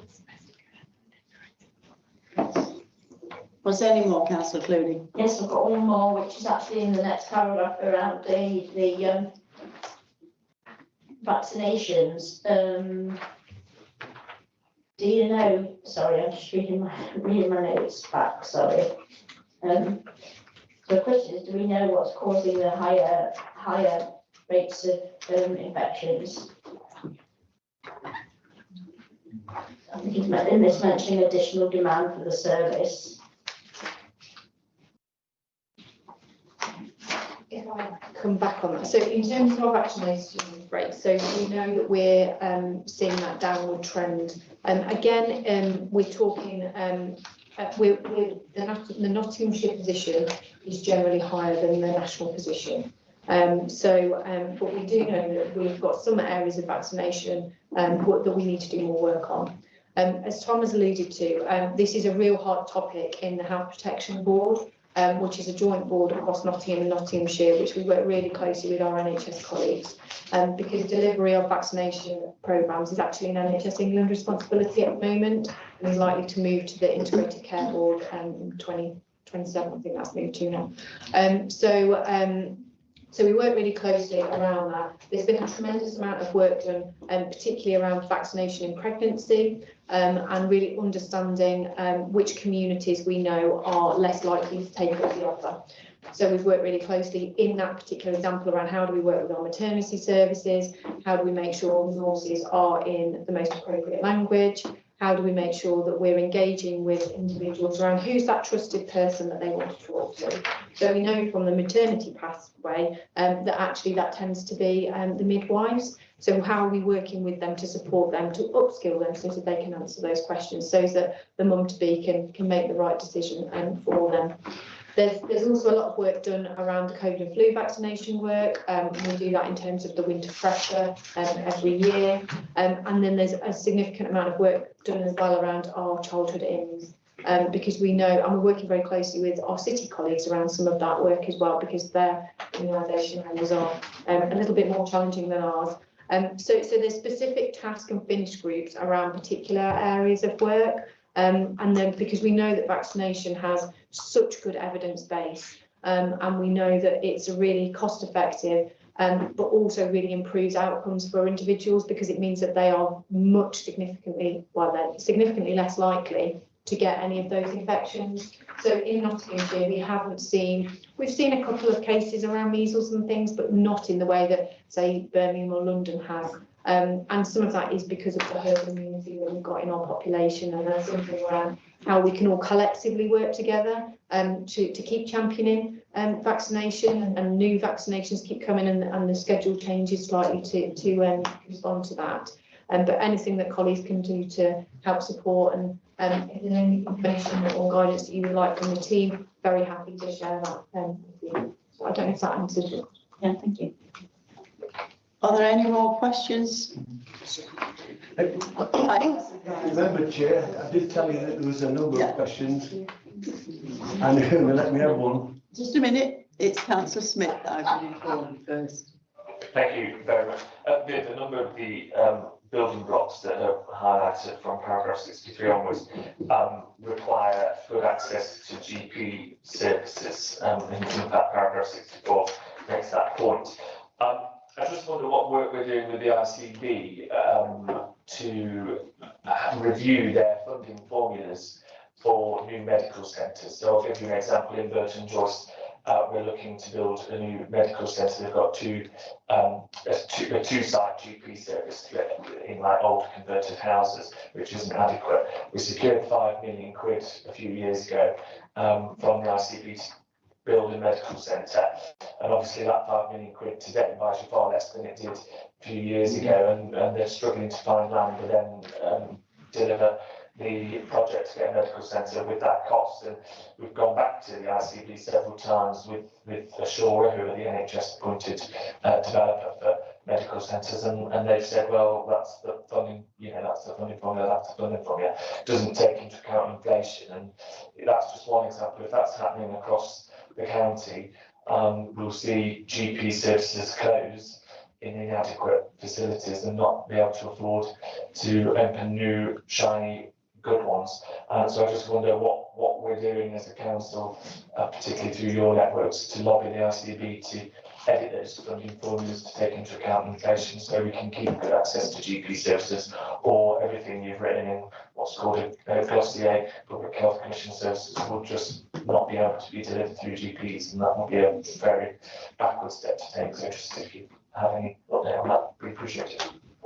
Thank you, Councillor Smith, for your question. So, in terms of the funding that the NHS receives for specific development and GP, that's something that the NHS colleagues will tend to work with. What we will do is work around them and almost wrap around them in terms of giving them the evidence base to understand what the demographics are, what the population changes are, and where they should be allocating those numbers.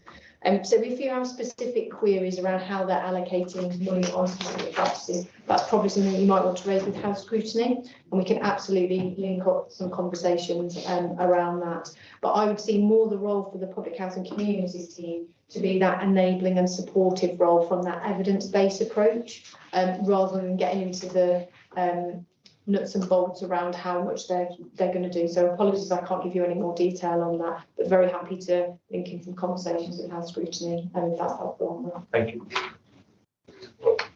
Councillor Siemens? I was just pointing. Oh, right. Not a problem, thank you very much. She's hiding. Councillor Wilmot? Thank you very much, Chair. I feel a little bit like that dog on the photograph there, all alone and looking for help. Yeah, right. Sorry about that. My second question, as we all know, substance misuse is on the rise all over Nottinghamshire. And I wondered if we're working with the police to identify where the problems are, so help can be sent to these places to help with treatment. And are the mitigations and actions that we have been put in place to try and reduce substance misuse working? And how are these problems monitored? Yes, please, Ben. Thank you for your question, Councillor Wilmot. So we work really closely with the police in terms of across Nottinghamshire. We have a Safe Nottinghamshire board, which looks around the strategic direction around community safety and how do we deliver on our community safety agreement, which substance use, as you've highlighted there, is one of the key priority areas. So from a strategic level, you've got that board. At a local level, the substance use team do a tremendous amount of work working with the Police and Crime Commissioner and the Officer of Police and Crime Commissioner there, and they joint commission a range of services. So, for example, we have a joint service where we have substance use support in custody suites, for example, or there's really close working around how do we work with former offenders, that when they come into the community, that they're linked into CGL, our local substance use provider. In terms of if there are people who are within custody, NHS England deliver that responsibility, so that's a slightly different responsibility for us. But in terms of how we monitor that, there, as Tom mentioned earlier, there's a range of key performance indicators that we work with really closely at the provider at that local level. But then there is a national data set that links into the public health outcomes framework, which are specific indicators around substance use. So you'll see in your report there are a couple of indicators around successful completions of treatment, and they're some of the areas that we're working with the provider on. But one of the things that I would really say about our local provider CGL is they really work with individuals in that really holistic way. So you will have heard before previously around things like severe multiple disadvantage. So we know that we have individuals in our population who are struggling with a range of things. That might be substance use, domestic abuse, mental health issues, and homelessness, for example. And I think the real value that we get with the service is that they look at individuals in that really holistic way. So we've had some specific funding that we're bolstering our substance use service to make sure that those that are accessing the service also get support into making sure they've got secure homes, or how they're working into voluntary roles that can then get them into employment. So what you might see with some of the indicators that we've got is that some of the service users might stay in service a little bit longer, and that's because we don't want that rotating door where they come out of service and then they come back in again. But more than happy to have some further conversations around that, but just to give you that assurance that there's some really close working relationships that work particularly with that service. I'd like to just add to that. I was on a recent visit at CGL and was quite impressed with the work, very impressed with the work that we're doing. That they actually are going into custody suites and engaging with the people there who need their support, and also that they attend court, and on court days that they're there to support people through that process. And it was very apparent that they are actually intervening at those grassroots levels and supporting people through this process. Thank you, Dawn. Anyone else with questions? We've got 2 questions. You had 3 last time, John. I know you don't count them as 3, but go for it then, sir. Yeah, thank you. You say in the report 2,700 people quit smoking after 4 weeks training, and 1,500 people have received a significant weight loss, which is very commendable. It really is. And yet, statistics are proving that smoking is increasing in the population, and obesity is not improving at all in adults and young people. Are we going to address that problem and increase the help? Thank you. Thank you for the question. So I'll take smoking first. So at the moment, we are in probably the end game of tobacco smoking nationally.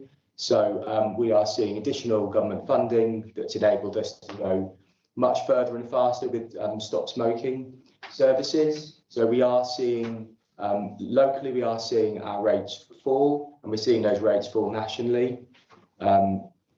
We have some really strong strategic working around tobacco, and I think Nottinghamshire's probably 5 years ahead of many other local authorities with that strategic working with that Tobacco Control Alliance. So the smoking is reducing, and one of the aims that we have as a nation is by 2030 we're smoke free, and smoke free is where less than 5% of the population smokes. So we are probably in the end game with tobacco smoking. With regards to obesity, obesity is, as you'll know, is a wicked and complex issue. What we and nationally and globally is growing.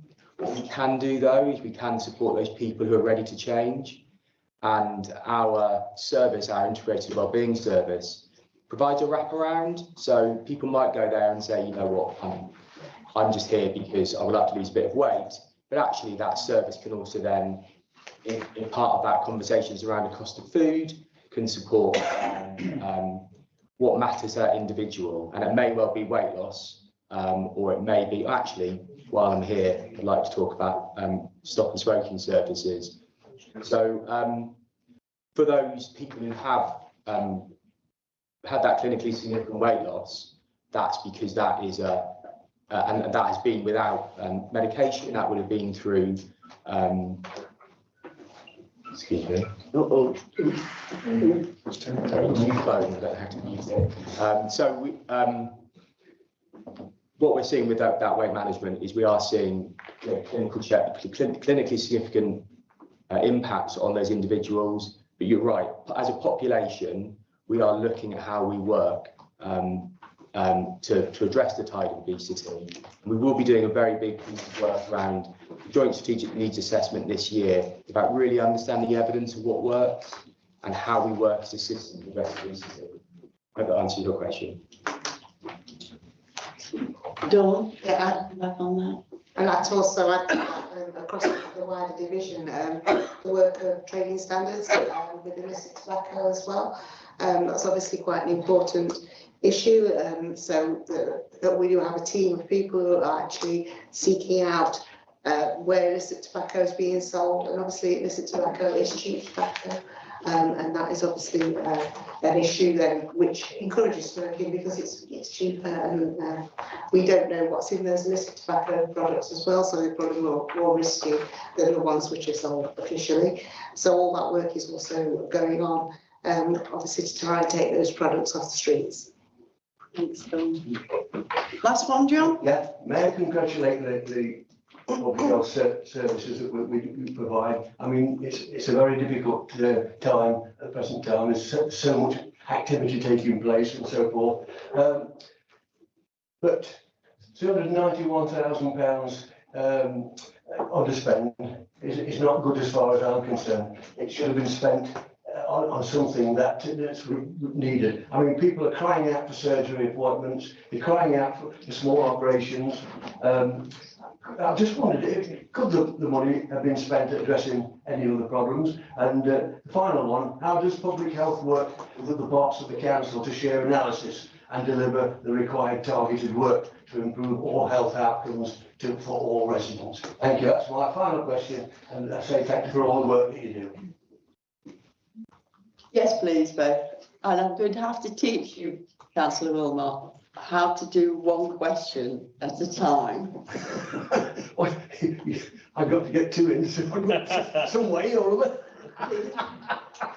Thank you, Councillor Wilmot and Madam Chair. So in terms of the underspending of the health grant, as I articulated earlier, that will go into a defined public health reserves.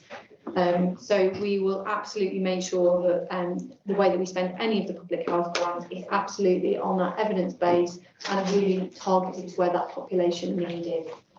So we, as I say, some of those budgets are demand led, and like Nigel's articulated earlier, sometimes when you're doing the budget setting, you put your best guess in, but then you have to see what the specific demand is as you come through the year, which is where we've got some of that.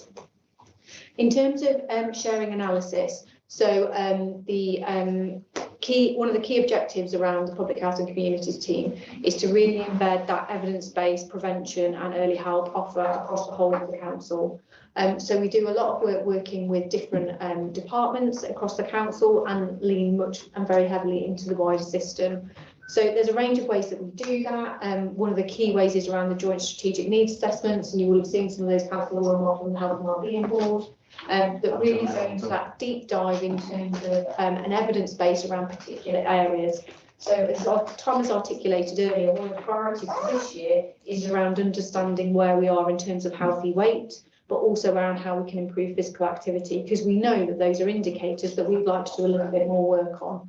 So within those pieces of work, we look at the national and local evidence, we look at the performance of the services that we've got, and then we look around what the recommendations are to move the system forward to help target some of those areas of work.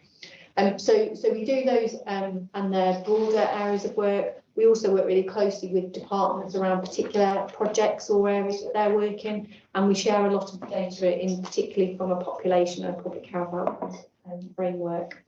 We also do a lot with our NHS colleagues, and we have colleagues within the team who have got a joint contract or honorarium contract with our ICB, so they can do some of the analysis on some of their data as well. So there really is that cross-system working around really understanding our population needs, so that we can collectively find out what the best options are in terms of addressing those wicked issues that you've been highlighting earlier. Thank you very much. Is there any further questions? Councillor Barlow.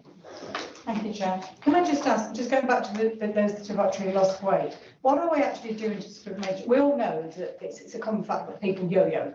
You know, they lose weight, it goes back on again, they lose it. But what, is there anything, any programme we've got in that we're looking to sort of keep the steady maintain of these people that have obviously gone through this weight loss?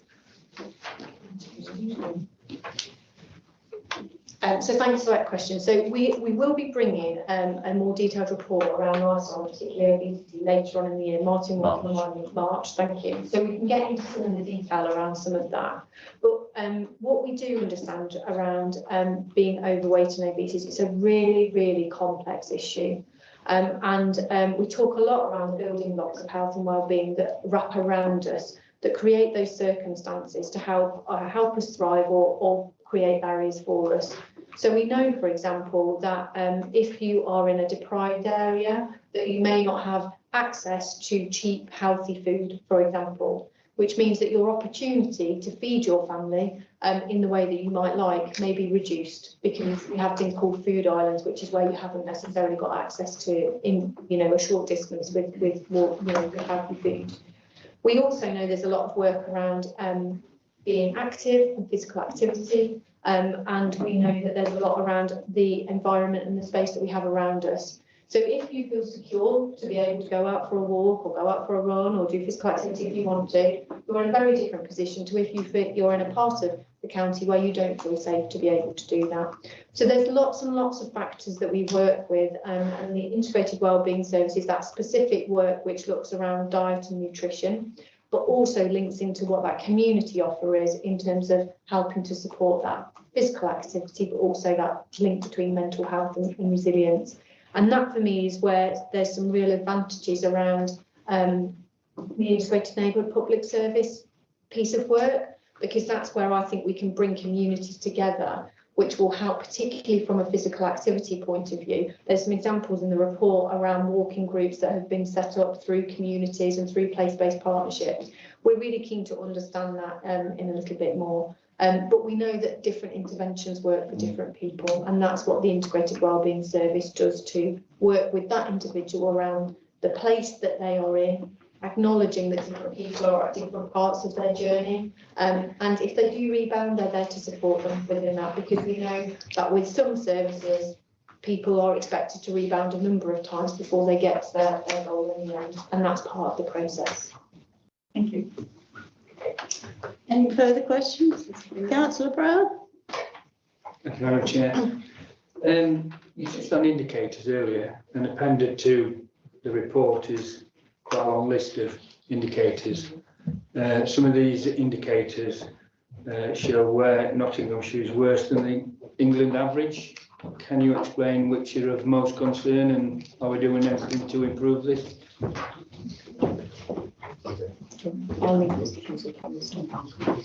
Okay, so what we've done is we've looked at those indicators, and that's part of the scrutiny role. So thanks for the question. So some of the ones that we are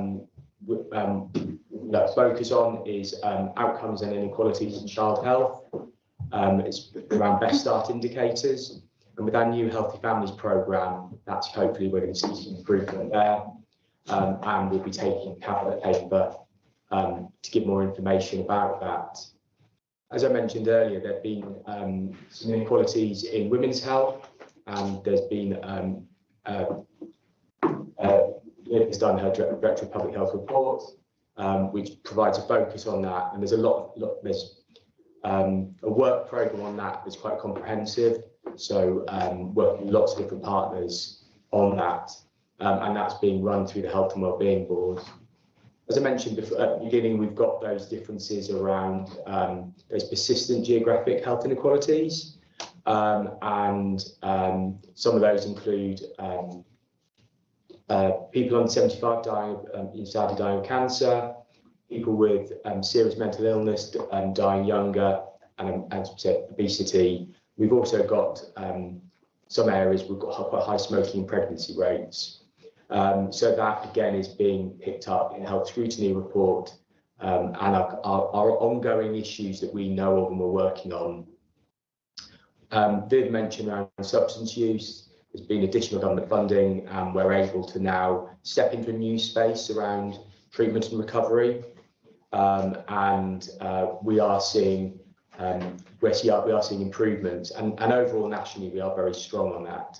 But as Councillor questioned before, there is constant pressure around substance use because it's a concern for many of us. We've mentioned around vaccination rates, and Viv's mentioned around how we're working to improve those as a system. We've also got housing and employment for people with disabilities and serious mental illness.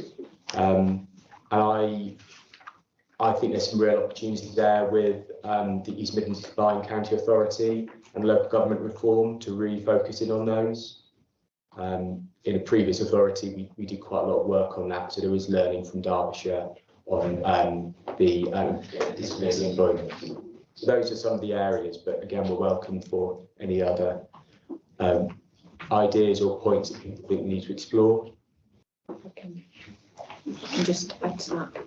Thanks, Tom, for that really comprehensive update there. So I think building on what Tom said there, many of these areas are areas that we've seen that are wicked issues. They're really complex, and they're areas that we wouldn't anticipate to change within a year, particularly if we think around things like healthy life expectancy. What Tom has highlighted there, though, is a number of these areas, because we have been aware of them, we're already doing action around them. So in Cabinet in November, the Best Start strategy was approved. That will cover a lot of the indicators that are looking around smoking in pregnancy, breastfeeding, and also looking at being overweight or obese in pregnancy. So we've already got some really comprehensive actions around that. And there is also some broader work that you've picked up on in terms of obesity, which again are highlighted in part of the council plan. So a number of the themes that you'll see here are areas that we're aware of. There have been areas that are just really tricky, is the honest answer. They're really complex and they're really tricky. But please do be assured that it may not be in this particular report, but they are being picked up in other areas, whether that's council plan, health and wellbeing strategy, or some of the broader work that we're doing with partners, because many of the public health indicators that you will see here they're not going to be solved by just the work of the council. It is very much that system approach to how we can tackle a range of factors that impact on the lives of our people in Nottinghamshire. So it will be very much a partnership approach to achieving those. Thank you for that explanation. Thank you. Any more questions on agenda item 6? Yeah, just to reaffirm what we've said, we are bringing a report to the March meeting on health eating, obesity, and helping people maintain weight. And I think may have a look at like the activity around smoking that as well. Just on what Tom was saying on those areas, and also what Councillor Wilmot said, I think it may be useful if members had some kind of like additional briefing on the work around substance misuse and what's happening with that, because that seems something that the members were interested in, with, and ultimately is what people were saying is one where, as a council, we've got slightly more control and input in that area. So there'll be something to look at, and we'll discuss with the chair and officers how we can best look at that. So if we can do a show of hands, please. That's lovely. Thank you very much. Agenda item number 7 is Scrutiny work programme, and this item will be introduced by Martin. Yeah, so the work programme is there. Nothing greatly has changed, just kind of like note from an admin point of view since the agenda was published. Obviously, the new council plan was approved at council last week, so if you look online, and if you send us the work programme have been updated to show the new council plan ambitions. So there's a little bit of a change there, but just to reaffirm, as usual, if there's anything you'd like considering for the work programme, please let myself and the chair know. So. Councillor Smith.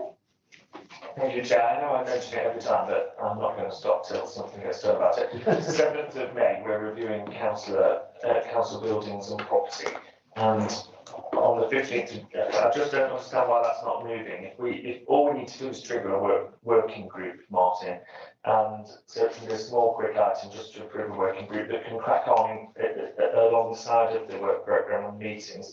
If my worry, Chairman, if we do it in May 2026, that could take 3 or 4 months because you meet once a month for 3 or 4 times. You get the report back in October, November 26. Any recommendations on saving money through officers and then selling them off or changing them, changing their use to benefit Nottinghamshire at the moment as it stands now won't be implemented till the end of 26. And then in May 27, the authority's gone. So other people, other councils, particularly the city, could then get hold of our assets, particularly this one. I just think it's bonkers that we're doing that in May, when we can simply do it on the 15th of January, move the domestic abuse strategy backwards, talk the march artificial intelligence, move that backwards. All we need to do is a simple item that we vote to trigger a working group and we can crack on with it. Apparently the chairman was going to pick this up with you afterwards. What happened in that meeting, please? Why are we not doing anything? Thank you. I'm not going at the chairman. I believe I was told that we couldn't move it earlier because I was in agreement with you on this because we're waiting for the outcome of the decision in May on the LGR, which way they're going to jump. That has been my explanation. However, is there any movement, Martin? I'll probably qualify it. You'll probably advise it wasn't the optimal way to do it. That really, it's such a complex issue. I'm sure Nigel can help me because obviously he's much more expert in this than I. It's such a complex issue. We couldn't really look at it in parts, and we really have to wait for the LGR discussion. With regarding Councillor Smith, what you're saying, I agree. We could look at other ways of looking at it in May to make it more agile and prompt, so we can obviously bring it to committee. But if we want to do some follow-up work as part of a working group, so it's a bit quicker, that's something definitely we can discuss. It's not kind of set in stone how we look at it, but I think from having the chair's conversations with Nigel and Derek Higton as well, it really is taking that, looking at this before the impact of LGR is known, wouldn't be the best way to do it. So Nigel, if you've got anything. Sorry, Nigel, I'm sorry. Look, LGR is going to happen. There's 3 options been submitted to government. We don't know which one we're going to come out with. All we need to do right now is look at our assets today and carve them up. I'm happy for a working group to say, right, that will be affected by 1B, that will be affected by 1E, and that will be affected by 1BI.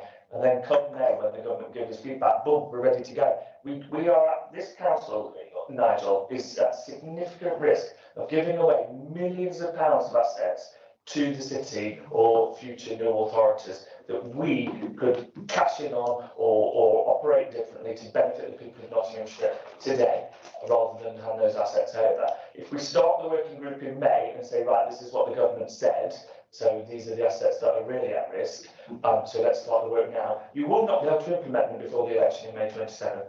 You will not be able to. You just won't. So whatever Derek and colleagues are advising, this committee has the democratic power to say, thank you very much for advising us that, but we don't agree with that, we're going to do it this way. And as I say, you can do the working group now and do it in 3, do one of those circle diagrams where that says county owner, 1BI, 2BE, whatever it is. And then you know where you've got to, you know what assets are part of that. Whatever the outcome is, you just pick up that piece of work with that page that has that option on and focus on those assets. It's a complete nonsense to wait till the government come back in May, because it will be too late. And I'm sorry I'm ranting, but this could be 30, 40, 50, 100 million pieces of work straight into your coffers that we can spend on Nottinghamshire today. It's beyond ridiculous. I'll stop now. I'm not trying to add to your frustration, Councillor Smith, honestly. Property and where it has implications for LGR is not that simple, as where the property is where it falls in terms of the new authority. It's to do with the value of the assets at the point of transfer. So if you can cast your mind back to 97, 98, when the City Council was created, we still owned property in the city boundary. So just to get that, as well as the city owning property in the county boundary. It is not that simple of wherever the location where the asset is, that's where it falls in terms of the new local authority. That is to do with negotiations once we know the value of all property for all authorities that are involved in this transfer. Yeah. Second, to put your mind at rest, when the statutory instruments are played, in terms of we get that in May, decisions around property, as will big decisions around any use of reserves, assets, spend, will all be bound between both parties. And again, both parties, in terms of these new organisations I was calling that, will all be looking for what is the best for the benefits of Nottinghamshire residents, whether that be in the city boundaries or what that new authority might look like and what the county. As well as quite rightly, there are scenarios that will depend on what the option goes out to consultation and what those implications. So you can start some initial thoughts, but you will not be doing anything with the assets. So this is not a rush to do something with assets prior to that. So that's trying to tell you that there is no need or anticipation that you'll be rushing into something and therefore putting it off until May so we can come back and try to explain what that would look like and how that would work will probably be a better timetable than what you think in terms of let's start rushing away and start selling assets now because that's what we need to do. Even if you realise an asset value and you know selling property takes a lot of time and depends on if somebody's out there that's willing to buy it, it's not a fire sale. Yeah, the value of your reserves, what balances, will still be affected by LGR. Yeah. Councillor Siemens? I think Nigel's just answered pretty well what I was going to ask. I do tend to agree with Sam Smith, though. We should be looking at it a bit earlier. And also, Nagat's option, which gets rushed straight down the middle, are they having this very same conversation? And shouldn't we all be talking to each other about what's happening here? Exactly. In terms of us saying it's not as simple of what is we doing with Nottinghamshire assets. There is more complexity here because it relates to all assets for all local authorities that are subject to local government review. Including the districts and boroughs. That's what I mean, yeah. Is there any more questions on that? Okay, I've got one for the Future Work programme. I would like, and I have mentioned this briefly in our committee this morning, for an introduction of a menopause policy. This may become legislation in 26, 27. However, I do think it fits across the broader scale of mental health and women living longer in ill health, because after childbirth, the next big thing, if you've survived all that, is a confusing state that sometimes happens anytime between 40 and 60, and it doesn't happen just to women. And this is what I don't want to focus on, although it happens to men. And I think if we can educate people a little bit more talking about, it would save marriages, which again is depression, etc. So I would like to put forward a recommendation that as early as possible, this council looks at implementing as best practice a dedicated menopause policy, not just for ladies, but to deal with the trauma men have in dealing with us. And I've been talking to some gentlemen, they have had some trauma. So I think a working group for gentlemen would be a good idea. Bev.